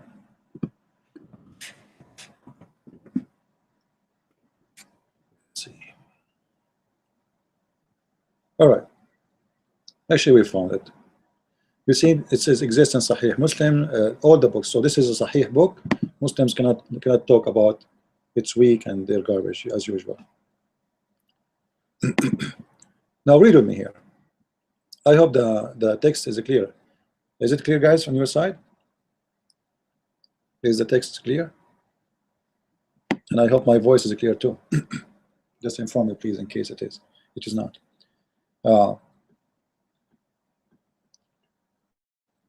If you read with me here, you will see Muhammad and Aisha, they are coming back from a funeral. Aisha, she said, there is a happiness for this child. There is happiness for this child, who is bird from amongst the birds of paradise. So Aisha, she is assuming that this child is going to be a bird in heaven. Why he will be bird in heaven? Because he commit no sin. And that's very logical. Actually, Jesus said in the Bible, if you don't become like those children, you will not enter the kingdom of my Father, right? Which means Jesus saying clearly that children, they will go to heaven. The reason you are not in heaven because you commit sin. A child is innocent and he commit no sin. So if you don't become like them, you will not enter heaven. Which means he's asking us to work in ourselves to go back to be innocent like the children's. Now, Aisha assumed that the child will go to heaven and he will go to paradise, as you see. And by the way, just to take a note here, the word in Arabic for paradise is not the same as in English. It is Jannah. Jannah. Jannah is not really what you think about heaven. You see, the Muslims in English, we use same terms. Like we use the same theft, but theft in Islam is not the same as theft in Christianity. Adultery in Islam is not the same adultery in Christianity. Like in Islam, you can touch a woman, you can kiss her, you can play with her private part, she can play with your private part. As long as you don't have intercourse, this is not adultery in Islam. This is called al-lamam. So Islam have different terms and conditions, let us say it this way. So don't mix your background with Islam. Islam is totally different. So when you say paradise, they don't mean your paradise. Paradise of Muslims is Jannah. Jannah is a garden. And that garden, it exists on heaven since the beginning, which means Adam and Eve, they were not in the garden in the earth. Like the Bible speaks about the Garden of Eden. By the way, Eden is a name was given to a city based on the story of the Garden of Eden, but this is not the Garden of Eden. So don't confuse yourself about the city of Eden and says, oh, this is Eden. Right? No, this is a name was given to the city long after the story was known. So the Muslim, they have their own garden, which is in heaven, and this garden is trees, fruits, rivers, you know, river of milk, river of honey. Even Muhammad, Allah, he gave him a promise. If you go to the chapter of Al-Kawthar, Allah, he promised him a river of sperm, because a guy, he accused him that he have no penis. So Allah, he told him, Inna a'tainaka al-kawthar fasalli li rabbika wanhar. All right, if you go,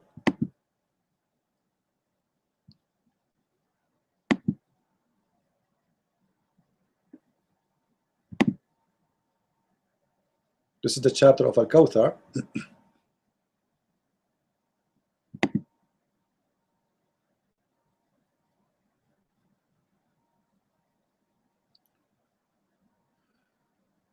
You see, it is the name of a river in the paradise.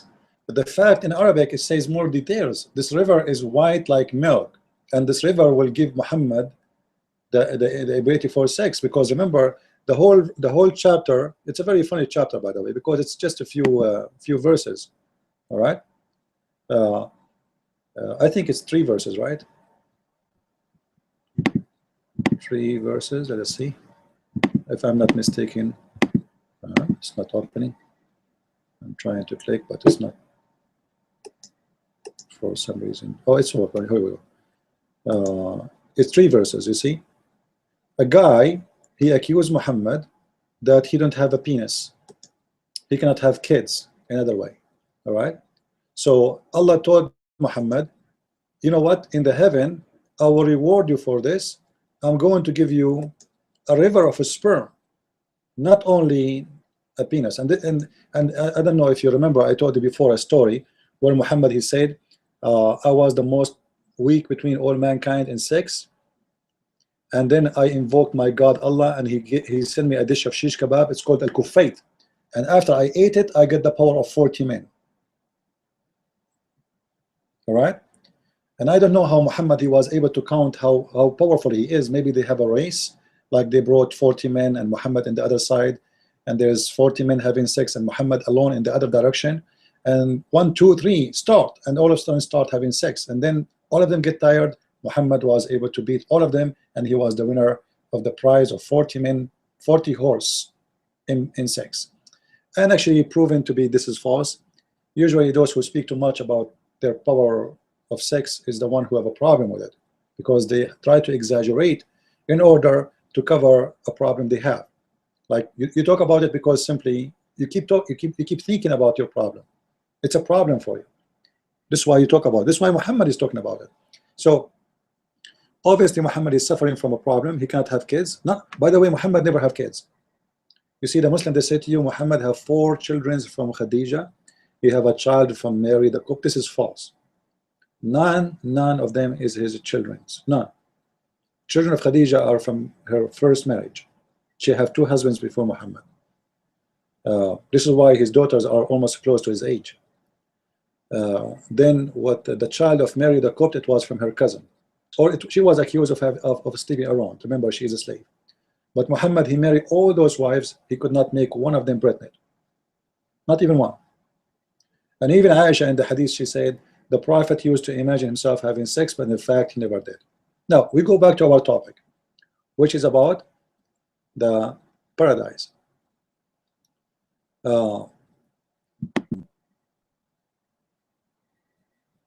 Aisha assuming here that the child, because he commit no sin, he will go to heaven. Thereupon the messenger said, don't you know Allah created the paradise, and he created the hell, and he created the dwellers for the paradise and the dangers of the hell, which means he will not go to heaven. We don't know. Allah created who will go to heaven and who will go to hell. It's not you. It's not because you commit sin or not.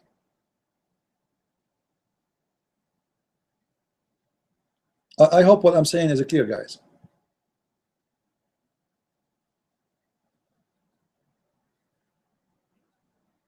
Is it clear? Like, if there's anyone that's getting confused? This is a child who never commit any sin, but yet there's no guarantee he will go to heaven or to hell. This is why we say, as a Christians, in Christianity, we believe we are guaranteed to go to heaven. Whoever believe in me and I will live. This is what Jesus said. All right. At the same time, he said, not everyone says, Lord, Lord, will enter the kingdom of my Father, but the one who do his will. So believe, faith will bring work with it. The tree without fruits will be cut off and will be thrown in the hellfire. Islam is a very stupid religion.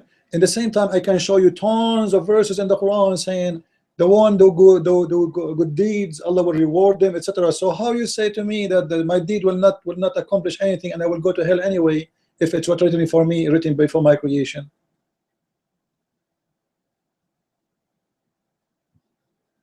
Islam is a religion of stupidity.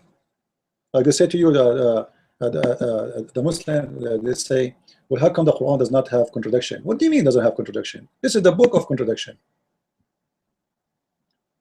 This is the book of contradiction.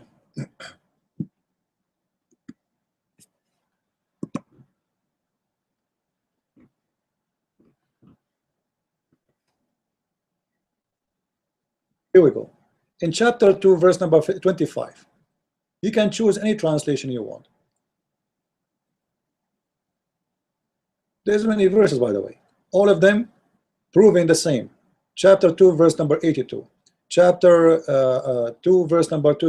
By the way, it's the same words repeated over and over and over and over. Like, you know, why you are repeating the same sentence? The same sentence, read it. In وَأَمَّا الَّذِينَ آمَنُوا وَعَمَلُوا الصَّالِحَاتِ etc. وَأَمَّا الَّذِينَ عَمَلُوا الصَّالِحَاتِ etc. وَأَمَّا الَّذِينَ عَمَلُوا الصَّالِحَاتِ etc. It's the same.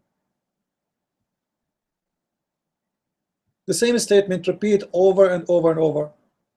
However, if we examine it, we will see that this is contradict what you are saying, that Allah will make destiny for you. It's not really what you do.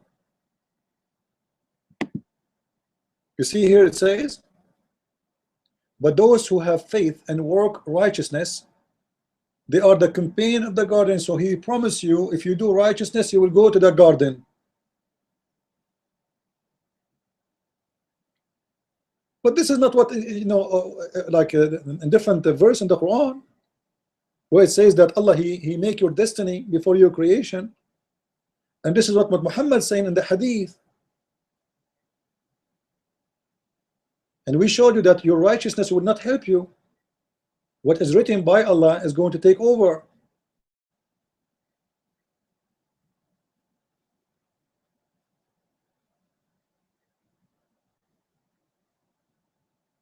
This is why we say, you know, Islam is good if you have a mental issue.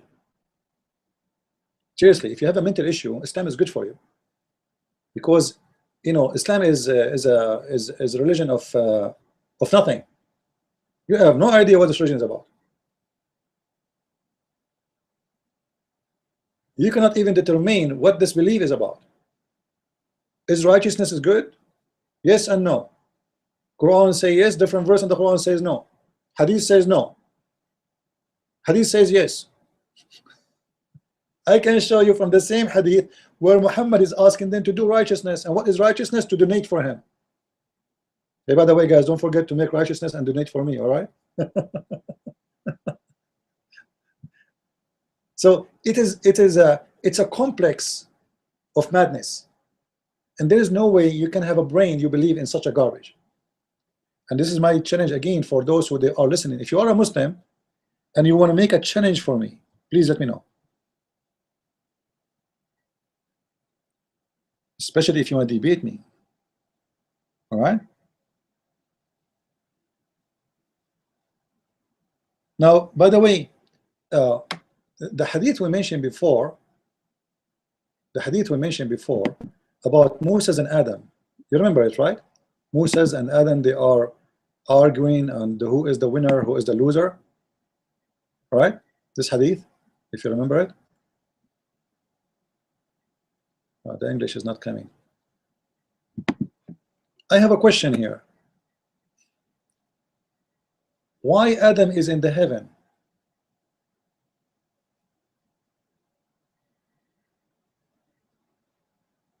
Why Adam is in the heaven?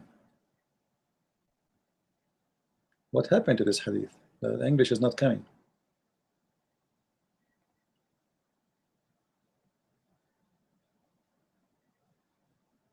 You know what I mean? Adam commits sin. Allah kicks Adam from heaven for what? For committing sin. Thank you very much. Why Adam is back there? I'm not sure if you are getting my idea here. Okay, if you will go to heaven anyway, if it's written for Adam to go to heaven,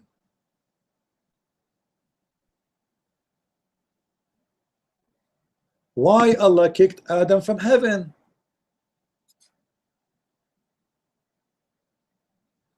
You know what I mean? Allah, he kicked Adam from the garden. the garden. Adam is out. For what? For he commit sin. Hold on. There's a story here saying that Adam commit no sin. It is Allah who wrote it for him. So number one, Allah is stupid because he punished Adam for no sin. It is him who made the sin happen. Number two, Adam right now is back in heaven. Hold on. Why you kicked him out if he's going back?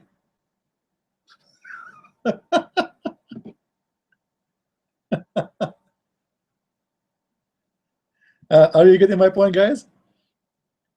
Do you understand what I'm saying? Like, how would this religion work? Is Adam out? Is Adam in? He's out for what? He's in for what? He was kicked out of heaven for what? I challenge a Muslim to tell me why Adam was kicked out of heaven. If the one who wrote his sin for him is Allah, the one who gave him the destiny is Allah, why Allah kicked him out of heaven? Is your God is sick? Is he mental? There's a movie, it's called The Perfect Host. I advise everybody to watch it. The Perfect Host. That story resembles Allah and Muhammad. A guy who sees things does not exist. He writes letters to himself. He sent postcard to himself. He sent the postcard from his girlfriend, but there's no girlfriend. He is right. He's sending the postcard for himself from a girlfriend does not exist. So here what we have, Allah, he wrote a postcard to Adam. Adam received the postcard. Adam do what is written in the postcard. And then Adam will be punished for doing what Allah told him in the postcard. So Allah sent him another postcard, saying to him, Adam, get out of heaven because you did what I told you to do in the first postcard. So Adam lost his house. And he went out of the house, which is a beautiful house. And now he have a miserable life. And Allah sent him down in Amman, in India, and Eve in Yemen. You see how, I don't know how they found each other later. According to the stories, Adam, Allah sent him first time in India. And this is actually telling me some of the roots of Islam. You know, even Adam of the Muslims is an Indian Adam. And that explains some of the way Muslims they do in the Hajj. If you go right now and compare between a priest, a Hindu priest, maybe we can search right now actually. You see, those topics are complicated. Like, you know, you start talking about something, you're in talking about many things. Let us see. We go to Google.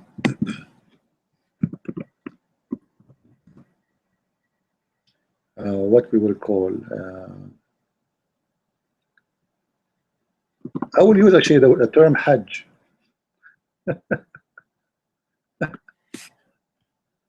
You know, if you look at the Muslims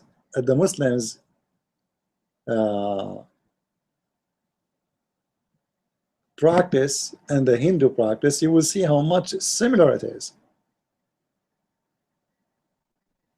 I don't know if there's any pictures here. I want to show you pictures. I'm not interested really in the article. No, there's no pictures. Okay.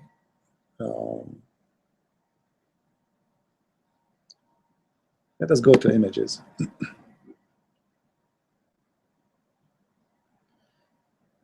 Look at this picture here. Those are Muslims. Those are Muslims. But this is exactly how the Hindu dress, especially when they do their ritual things. And when they want to go to the Hajj, actually, they have to shave their hair. Like now, they have to go zero. Like you see the one who was doing Hajj really. Depends if you are doing Umrah or so. You know, you shave your hair, you wear a sheet, you show your shoulder, and you cover exactly like even here. Let's show you. Those are the Hindus. Do you see it?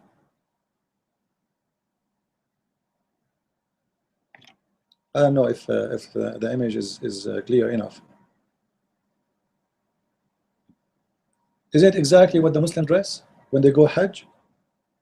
If actually, if I do not tell you those are Hindus, they will not, you would think those are Muslims going Hajj. It's exactly the same clothes. And by the way, they have a black stone too. And the black stone present the fertility, the god of sex. Like, there's a stone present the man private part and the female private part. I forgot what they call it. So obviously there's a lot of things both they share, and they have to shave their hair too when they do the rituals.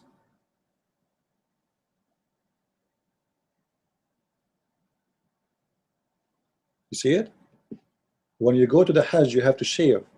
You have to shave your hair totally. You can keep your beard, but you have to shave your hair.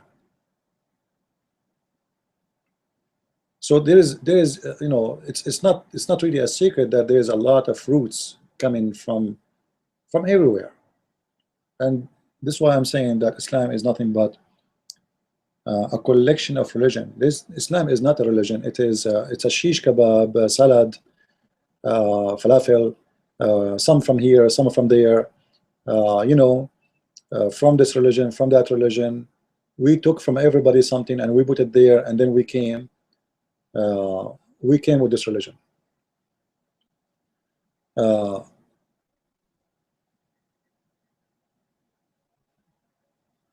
There's a lot of pictures. This is the black stone. I'm sure you know it, right? Anyway, let us go back and let us see if there is another question here. Anyone have a question?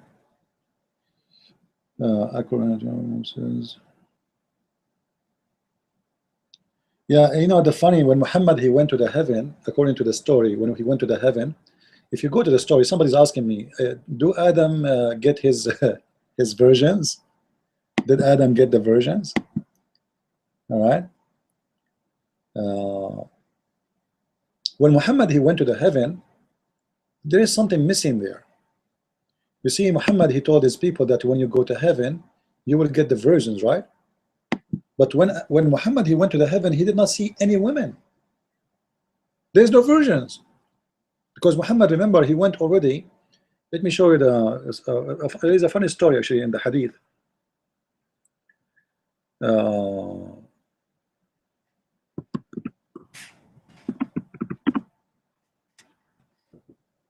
Typing in English again. Sometimes we forget myself. I type a long line in English, but then I look at it is in Arabic, and sometimes the opposite.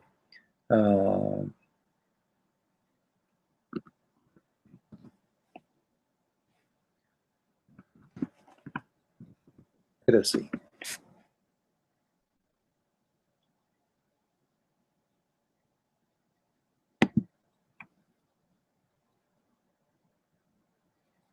Oh, this is a short one.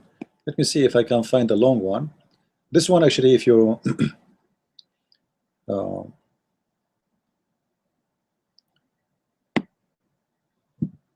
let us see. I want to find the long hadith. This is a short one. It's the same story, but this is like very short.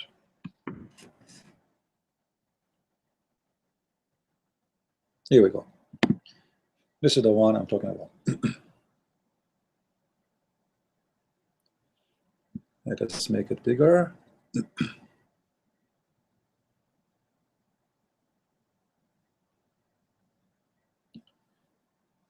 This is a story supposedly Muhammad reporting.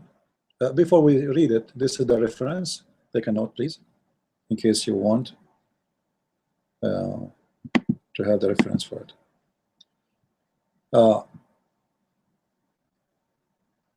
Muhammad, remember, Muhammad was he was the first prophet ever in the history who have a plastic surgery. I don't know if I should report this story for you as Zakir Naik. I think if Zakir Naik here would say, Brother Fitter, the prophet once was asleep. In the state of sleep, there are two doctors, they came to him. They tapped his chest, they took his heart, and they installed in his heart a death of wisdom and faith. Just wait.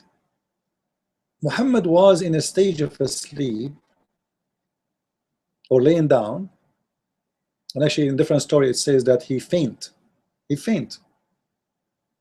And two angels, they came to him and they cut his chest from here to here. All right.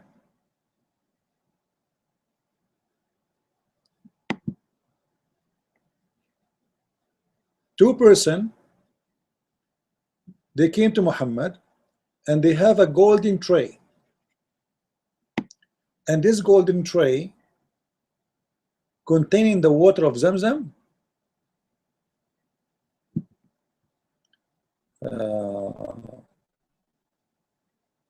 This is not really accurate, you know. It doesn't say containing the water of Zamzam. This is why I say Muslim translation is extremely false. It says, he took my heart and he washed it with the water of Zamzam. All right, and then he put in there wisdom and faith. Wisdom and faith.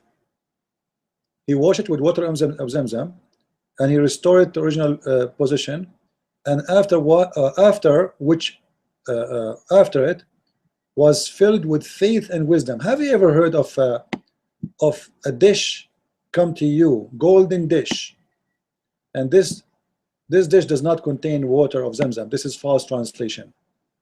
This dish contain wisdom and faith. Actually, if you read the same story in different page, because this story repeated many times, you will see how Muslim they give false translation. Let me show you. This is why I say don't ever trust a Muslim translations.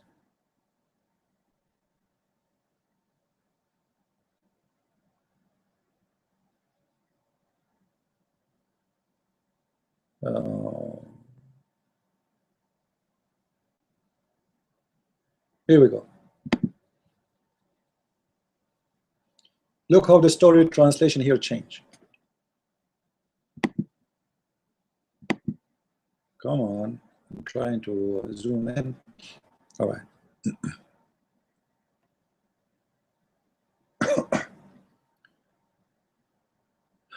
Here it says, while I was lying in Al-Hatim, you know, like he was lying down like afternoon, something like that, suddenly someone came to me and cut my body upon from here to here. Like Muhammad reporting a story as if it is like something happening every day. Somebody cut your body? As simple as that? Okay, he cut it from where to where? I asked Al-Jurad, who was by my side, what does it mean between like from here to here? What do you mean? Right? What do you mean from here to here? Where here to here? What? He said, it is mean from his throat to his pubic area. What? Or said from the top of his chest all the way to his pubic area. The Prophet said, Father, he then looked at my heart, the guy who cut him, and a golden tray of belief. You see, there's no water of Zamzam there in the tray. The golden tray is full of belief and faith, actually. All right. So a golden tray of belief was brought to me, and my heart was washed and was filled with belief. Ooh. This is the first plastic surgery for belief. You see, Muhammad is not trying to get his breast bigger. He's not trying to get a breast implant like women do sometimes. Muhammad, he want to have a big breast of belief. So Allah, he sent an angel. Actually, the story is very convincing. Think about it. You are laying down, okay, and then someone came to you. He cut your chest from here to here, which is from your throat all the way to your testicles. And what is that for? Just to clean his heart. Like, I don't know why he cut all the way to his testicles. Like, what the heart have to do with there? And anyway, so he took his heart off, he washed it, he put some shampoo, not shampoo, and he put some detergent, and he polished it, and became shiny. And then after that, the angel, he start pushing faith inside his heart, like faith, put more faith, give me more faith. He have a golden tray, is full of faith, and he start inserting faith on the heart of Muhammad. Very convincing story. Now here the story continue. Al-Buraq come. Al-Buraq is a donkey, or let us say it's an animal like a donkey, but it's bigger than a donkey, smaller than a mule. Al-Buraq, he came. The animal step was so wide that it reached the farthest point within the reach of animal sight. Wow. I was carried on it. This is the flying donkey. And then the story goes here. Each time Muhammad, he arrived with Jibreel, they arrive in the front of a gate. There's a gate guard. There's a gate guard. Anyone knows where this is coming from, the gate guard?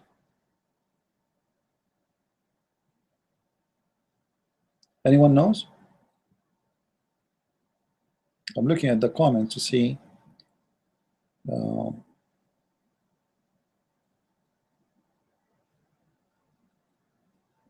Anyone knows?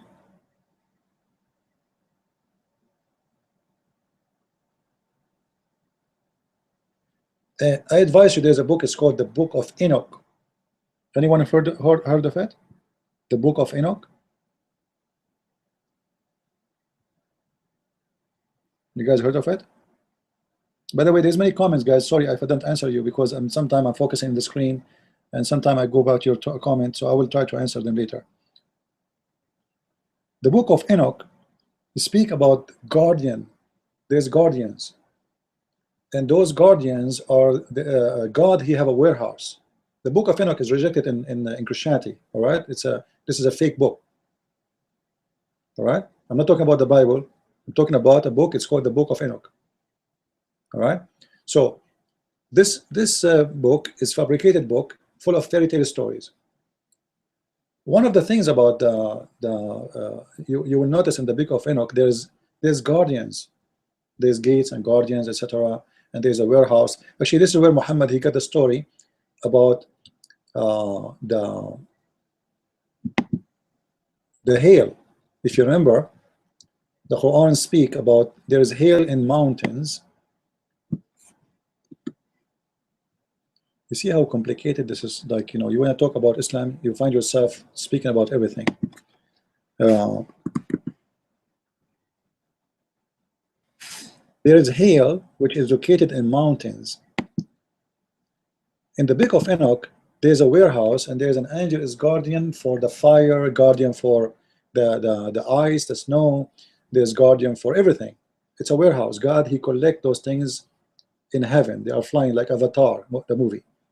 So in chapter 24, verse number 43, you will see the Muslims in their translation, in order to cover the problem here, just to show you. That's why I say don't ever trust a Muslim translation. It doesn't matter how good they are. They will never tell the truth. All right? Here it says, and he sent down from the sky mountain masses of a cloud. There is no cloud.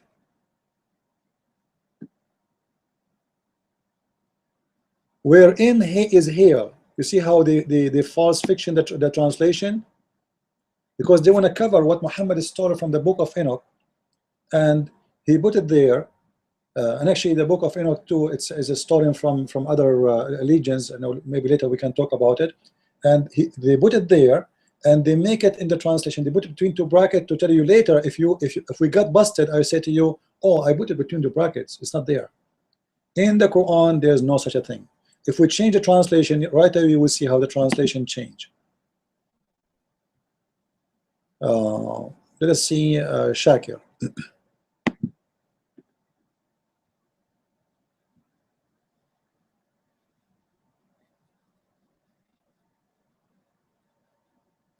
Look what Shakir do, the other liar. And he sent down of the cloud that are like mountains. What a cloud? What like mountains? Where is hail? You see? So now they try to make you believe that the Quran is speaking about a cloud who look like mountains. It's a like a it's an expression term, and hail come from there. Until now, scientifically, there's no problem. But the Quran doesn't say that.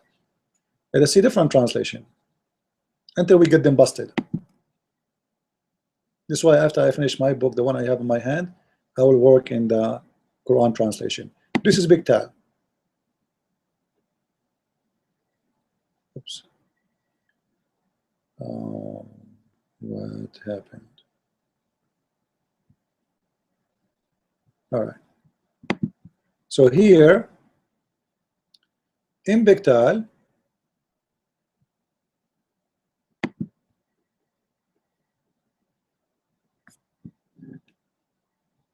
he sent down from heaven, from the heaven, mountains where is hail. You see how the translation changed? Uh-oh. This guy, he did not notice that this would be a problem. So he somehow he was honest in the translation. The Quran said, so he sent down from heaven mountains where is hail. So there's actually the translation should be this way. He sent down hail from mountain in it. He sent down hail from mountains, which means the hail is coming from what? From mountains. There's mountains of hail, of ice, snow. Allah break it and submit his hail on those who he don't like.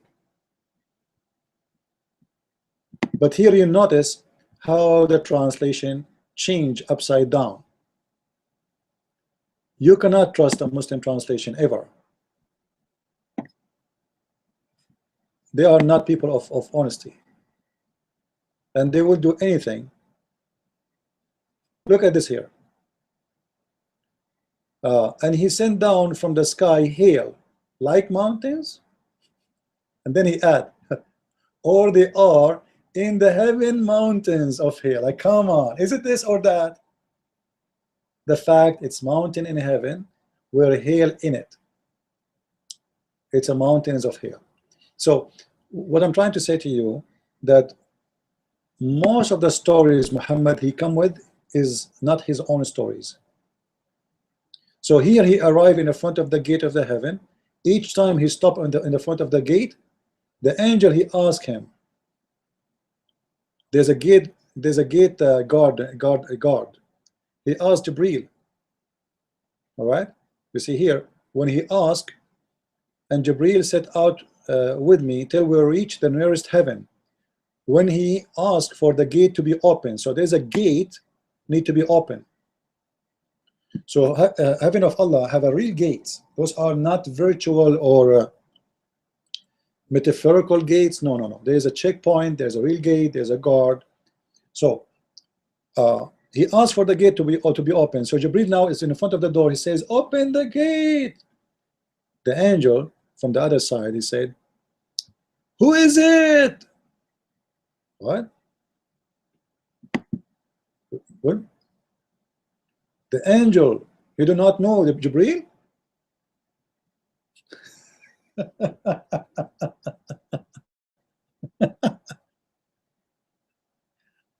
Guys, you need to focus with me.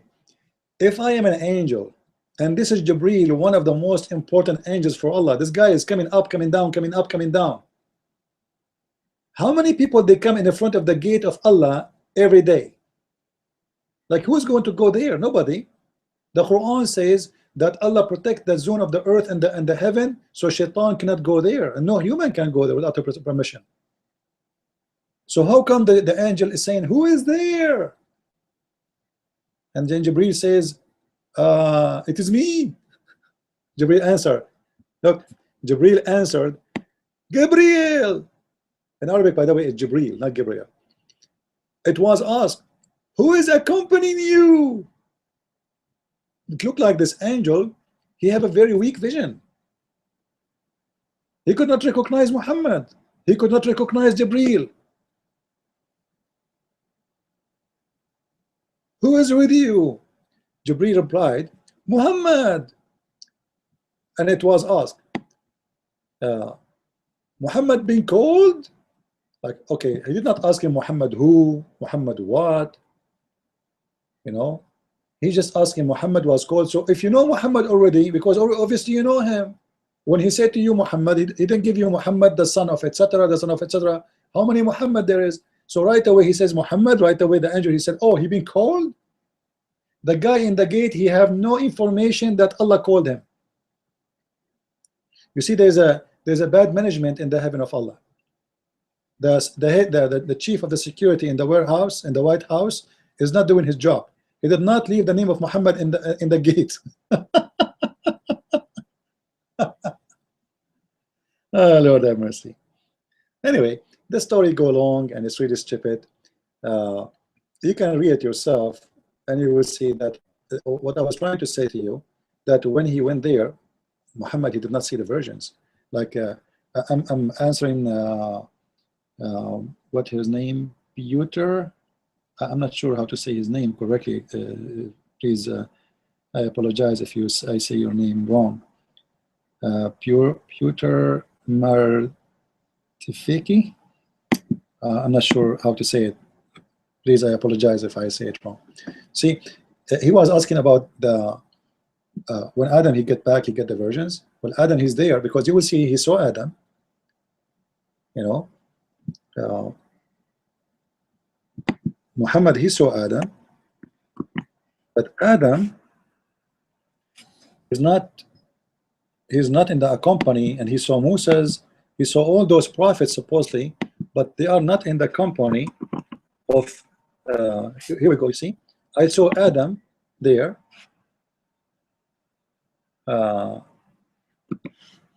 And you see there's no women around, there's no virgins.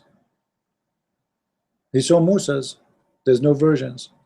He saw Jesus, there's no virgins. But yet he promised us that when we go to heaven the virgins will be waiting. So maybe Adam did not get any virgins, and maybe Isa did not get any virgin, and even Yahya, John the Baptist, he got no virgins.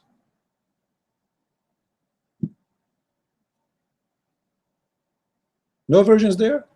Where are the virgins? How come they are not there? You can read the whole story. It's a very stupid story. And then Allah, he gave him 50 prayer. You know, I never saw a God. He gave his prophet 50 prayer.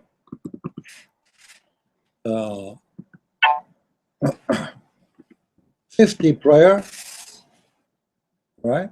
Allah gave him 50 prayer a day. And then when Muhammad he leave the seventh heaven, he saw Moses waiting for him. So Moses says to him, "Oh Habibi Muhammad, what happened, Habibi?" So Moses he said to him, "Tell me, Muhammad, what happened?" So Moses get the answer from Muhammad. He told him, "Allah gave me 50 prayer. He's happy, Muhammad, 50 prayer." So Moses turned to him, Muhammad, are you an idiot? How you can pray 50 prayer? How you can handle 50 prayer? Which means Allah is stupid, Muhammad is stupid, Moses the Jew is smart. He noticed that this is impossible. So he told him, go back and ask Allah for discount. So Muhammad he went again, and Allah gave him more discounts from the 50 prayer. It became 5 prayer, from 50 to 5. Isn't it amazing? Muhammad really is good. Actually, Moses is good. If not Moses, the Muslims right now, they will be praying 50 prayer. It is Musa the Jew who made the Muslims pray 5 prayer today. Allah gave him discount from 50 to 5. Isn't it amazing?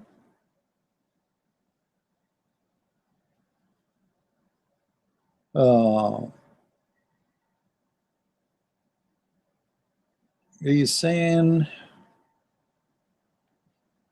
any other question?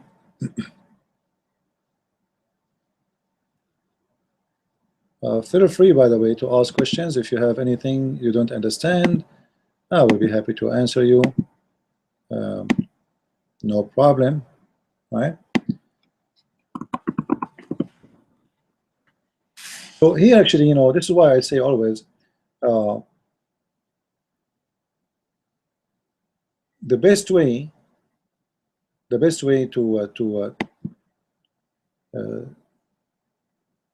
to fight Islam is to know about Islam.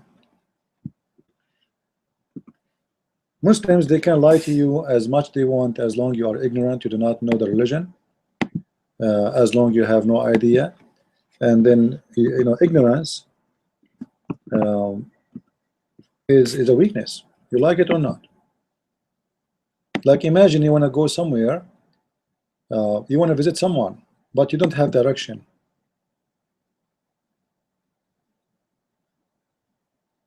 So because you are ignorant about the direction, you will be lost, and you will not be able to find your way. So ignorance is a big problem, you know, mankind they have. Uh, and Muslims, they take advantage of your ignorance. You don't speak Arabic, you do not know much about Islam, you do not know how to answer, so they can lie to you because you do not know. I'm looking here in the side, the same question actually. He asking me, I was looking where it says Muhammad was killed or die. This is going to be found in chapter 3, verse number 144. Allah says Muhammad will die or will be killed, but I cannot find the reference. All right. I don't know if you hear me. If you hear me, let me know, please. All right. So this is can be found. You can go to chapter 3, verse number 144. It says, وَمَا مُحَمَّدْ إِلَّا رَسُولٌ قَدْ خَلَتْ مِنْ قَبْلِهِ. Actually, this verse alone is a proof of problem. Like, even we don't want to, it's not our topic right now, but we can show you something here about it. About chapter 3, verse number 44.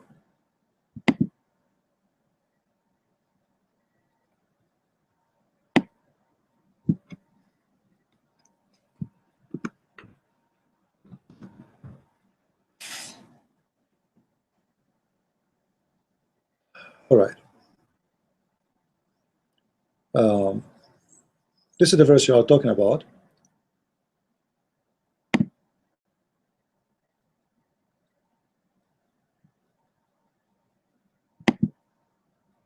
And look at the false translation of the Muslims. The reason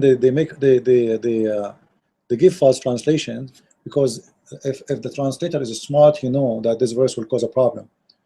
Muhammad is no more than a messenger. Many were the messengers that passed away before him. The word many is not exist. What the Quran says, قَدْ خَلَتْ مِنْ قَبْلُهُ الرُّسُلُ, which means all messengers before him, they pass away. If we change the translation, you will find right away how we can prove that the deception. All right, let us see. Let us go to Shakir.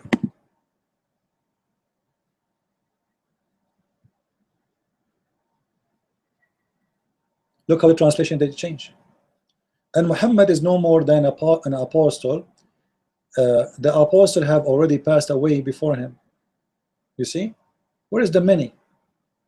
All the apostles, actually, قد خلت من قبله, which means all apostles. And this is here will cause a problem, because if all apostles they are dead already, they pass away, that means Jesus should be included, and this is a contradiction. Where in the Quran says وَمَا قَتَلُوهُ وَمَا صَلَبُوهُ وَإِنَّمَا شُبِّهَ لَهُم. We know that they crucified him not, they killed him, but it was made to appear to them. And the story says that Jesus is in heaven. He never died, according to Muslims. But this verse says all the apostles, they have already passed away. And the Quran confirmed that clearly. قد خلت. قد, we call it istihqaq, which means something guaranteed. Something guaranteed happened. All they die.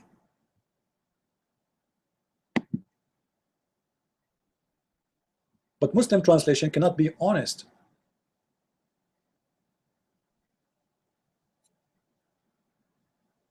Look here what he put. The like of whom, what whom. There is nothing, you know. Messengers have passed away before him. What messengers? All the messengers, they pass away. And here you will notice that Allah, He said that if he die or slain, you leave him. Why Allah, He says if he die or he's slain? Because Muhammad, he is not sure he will die normal death or he will be killed. You see, if Muhammad is a prophet of God, he should know how he will die. So it's going to be like a nice thing to see in the Quran if Muhammad says if he was slain because he was killed by poison or killed by poison, so he will inform in the future how he will be killed. But the Quran, because the Quran maker was not sure how Muhammad will die. All right, I hope I answer your question. Any other question?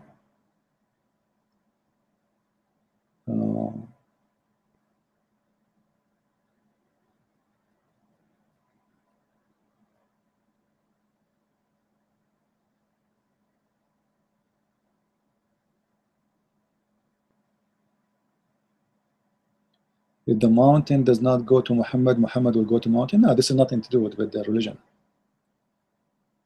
That's this is false. You know, it's like actually there's a story behind it. But do mountains come to Muhammad anyway?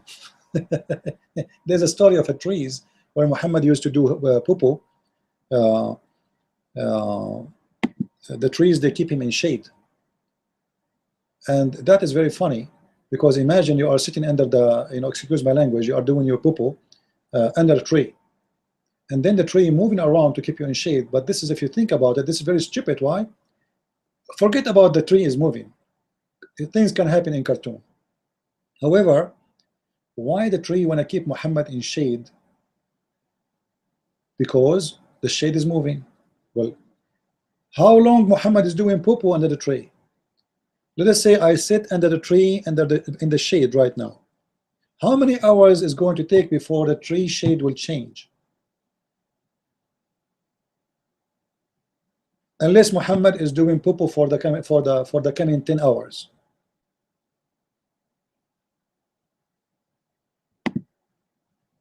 You know what I mean? Any other question?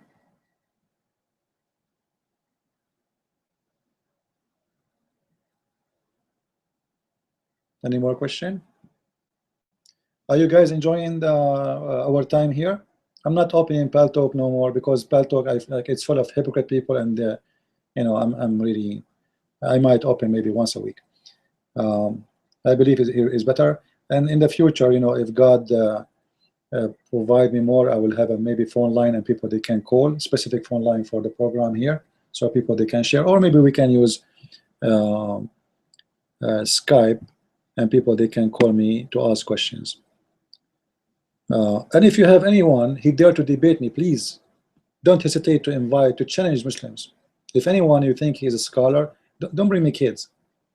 Don't bring me someone, with my respect to everybody, if you are young, but it's not good for me to debate someone who's 19, 20, because there's no point, right?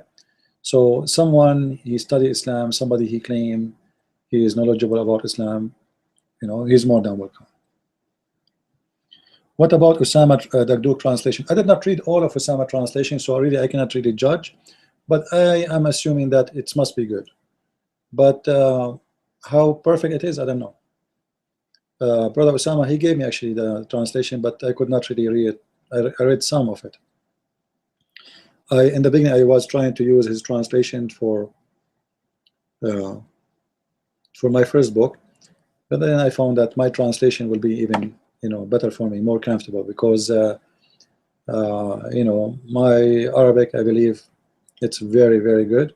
Will give me ability to make better translation. But I don't know, you can check, like you can go right now, if you have Usama Dagduk translation, go to this verse 144 and tell me what it says there.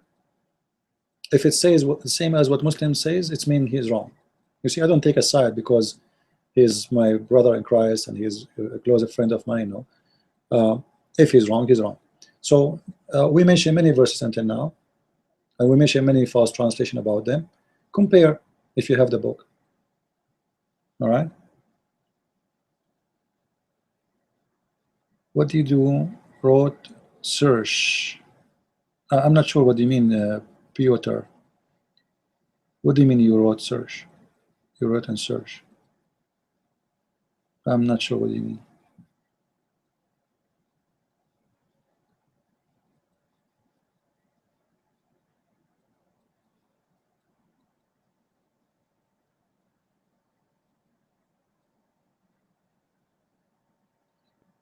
If you guys, if you can give me a full question so I can understand you, because if the questions are coming like a drop of water, you know, especially like here, it doesn't come in order. I don't know, like you see in Google, the questions are not coming in order. Questions go up, questions go down. It's confusing. So it's even hard to know which one is the last question, which one is the order, you know.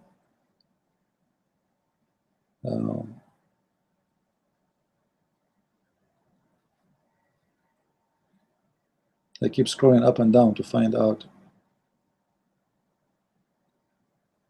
where is the questions.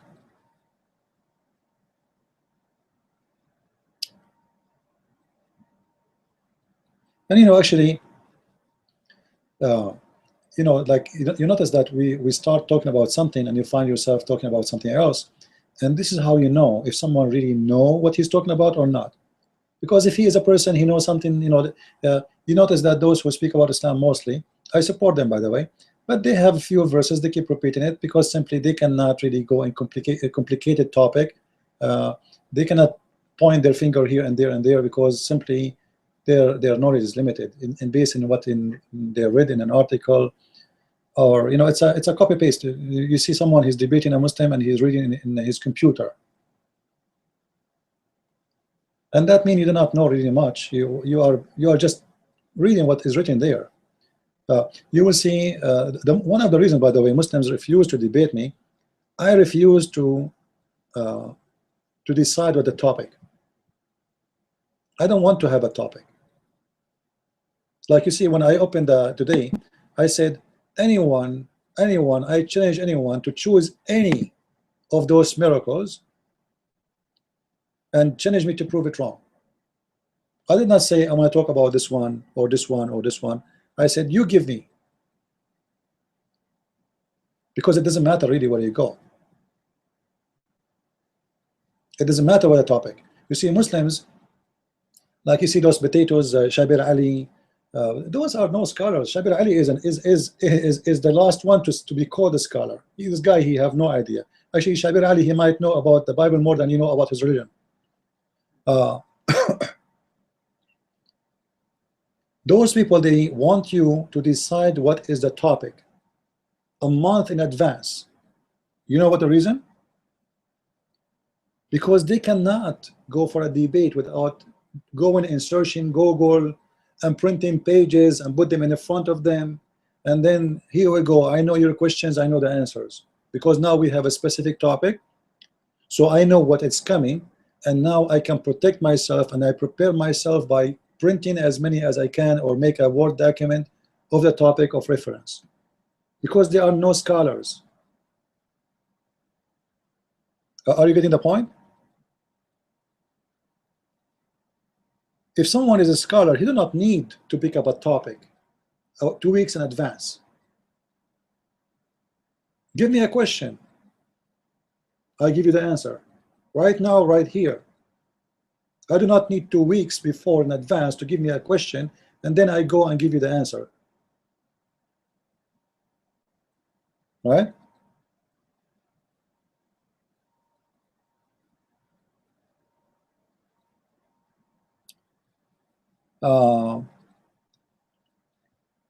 And this is why actually I don't like those kind of debate they do, like in ABN.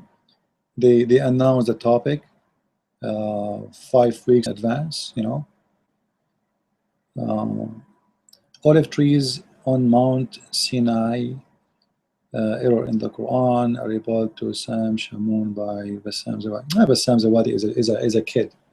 Those are kids. Those are not, you know. And actually they ask what his name, Answering Islam to take off their articles from his website? They are asking him because it's full of errors. But Osama Abdullah, he refused. Why? Because Osama Abdullah, he want them there because that will generate a lot of visitors. The more articles you have in your website, the more text will appear in Google, the more people will come, even though it's full of mistakes. So those who wrote those articles themselves, they deny it. They don't want it no more. All right? So there is no need to refute it, actually. However, any of those names there to come here and say, I want to debate you? Like I hear Muslims challenging me in the internet, but I don't see them. I'm here. I used to open my room almost every day for 10 hours, 12 hours. Not even one Muslim show up. Where are they? They post in this website and that website, I want to debate a Christian prince. I challenge to Christian prince, but they never show up. They don't know where to find me. Yeah. Anyway, speaking about Toro Sina, the one you mentioned, what's your name? Why? You guys, you choose hard names for me to pronounce. All right.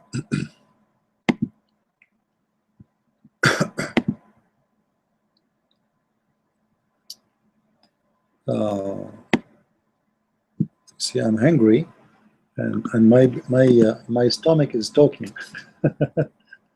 All right. Those stories actually, they are coming from legions. And maybe I should mention, I did not talk about it yet in my book, but now you remind me about it. Maybe I should mention it in my book.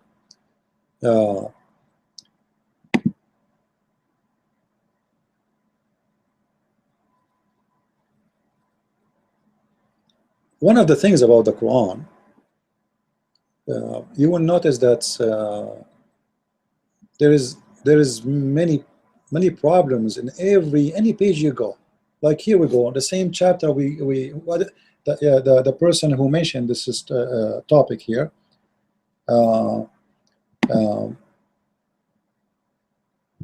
He just mentioned it, and then we open the verses, and then we will right away will find the mistakes. The whole chapter is a joke. The whole chapter is a joke.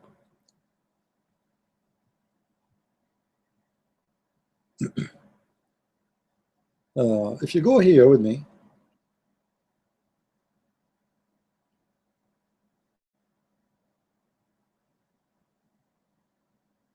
chapter in the same chapter, chapter number 23, verse number 14. This chapter is speaking the same topic we mentioned before about how Allah He created the sperm into a clot, a congealed blood, and then became a flesh, and then the flesh became bones, and then we covered the bones with the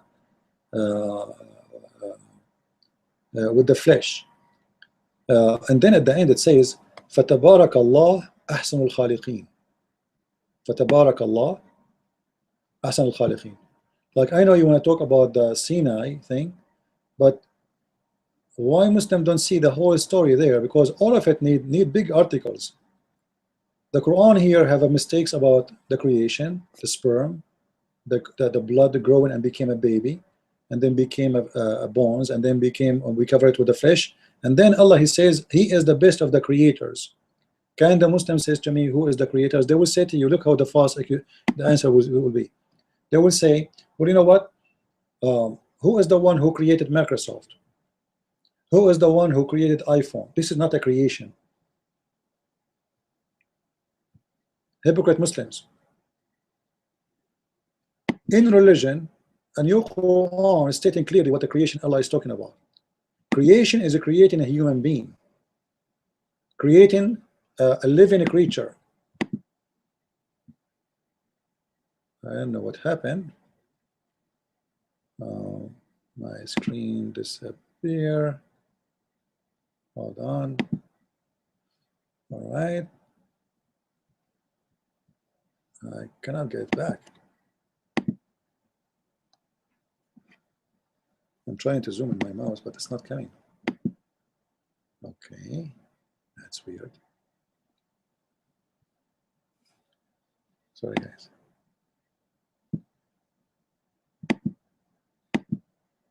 What's happening here? Come on.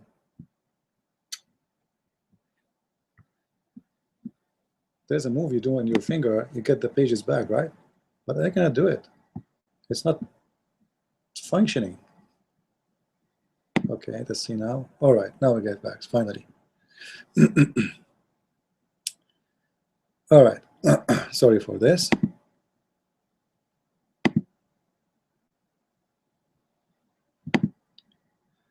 We go back to the page.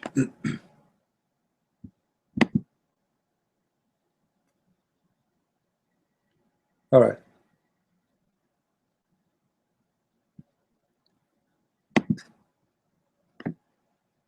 Come on. No, it's not okay. For some reason, it's giving me a hard time. And when we made the sperm into a clot of congealed blood, you know, all of us, we know that dead blood will never grow, and the sperm never transfer. We spoke about this already.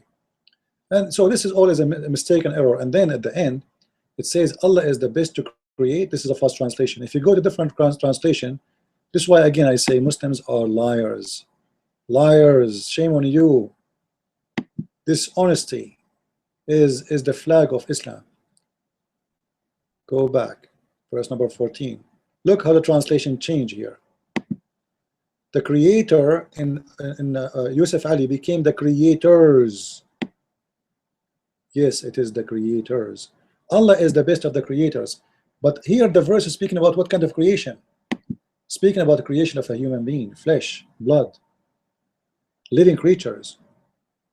When Allah He says, I am the best of the creator, that is an idea was accepted by the pagans before Islam and during Islam, because they believe that Allah is not one, the only creator. There's many creators, but Allah is the best. So Allah here is in competition. My creation and your creation. And all of us, we know the story where Jesus, He created from the mother bird. So if you go and read the story, all of it, including the story of Sinai, you will see that there's no connection here. And the topic is really, actually read every verse and connect it to the verse after. You will find no reason for the verse to be there.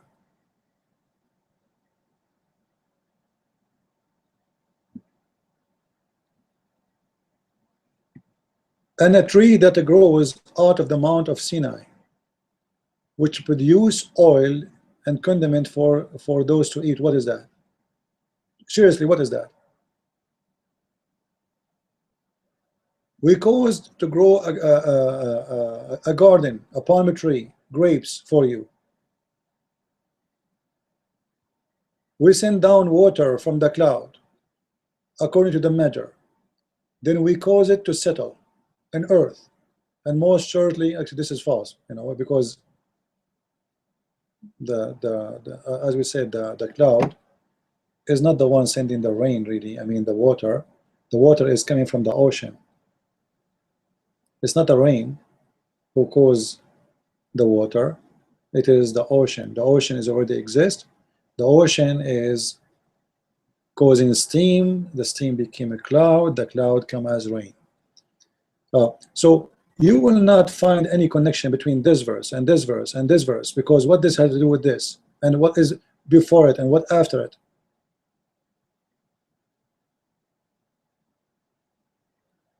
Notice here with me, he's talking, and then surely on the day of resurrection you shall be raised, and certainly we made above you 7 heavens. Where is the 7 heavens? There's 7 heavens, 7 earth.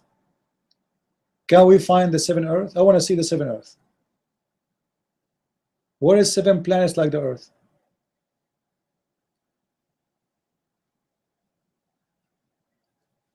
So if you read it, you will believe here that this is talking about what? Talking about the heaven. So what the tree of Sinai have to do with the heaven? You see here, you will raise in the day of resurrection, right? You surely in the day of resurrection you shall be raised, and certainly we made above you 7 heaven. So what he's counting here, supposedly it's about what above. So what do you mean the Mount of Sinai?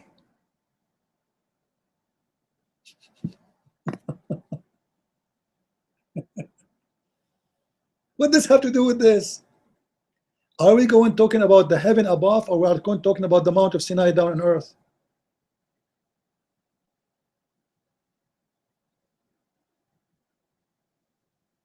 Do we have cattle in the heaven, or we have cattle in the earth?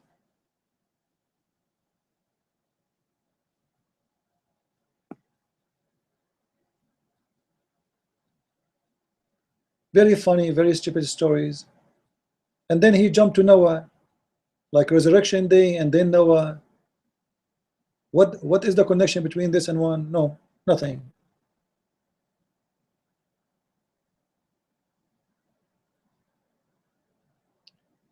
Anyway,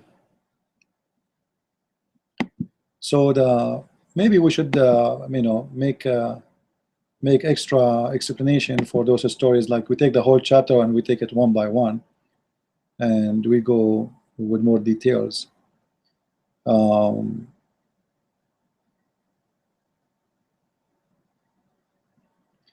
Maybe today, guys, we have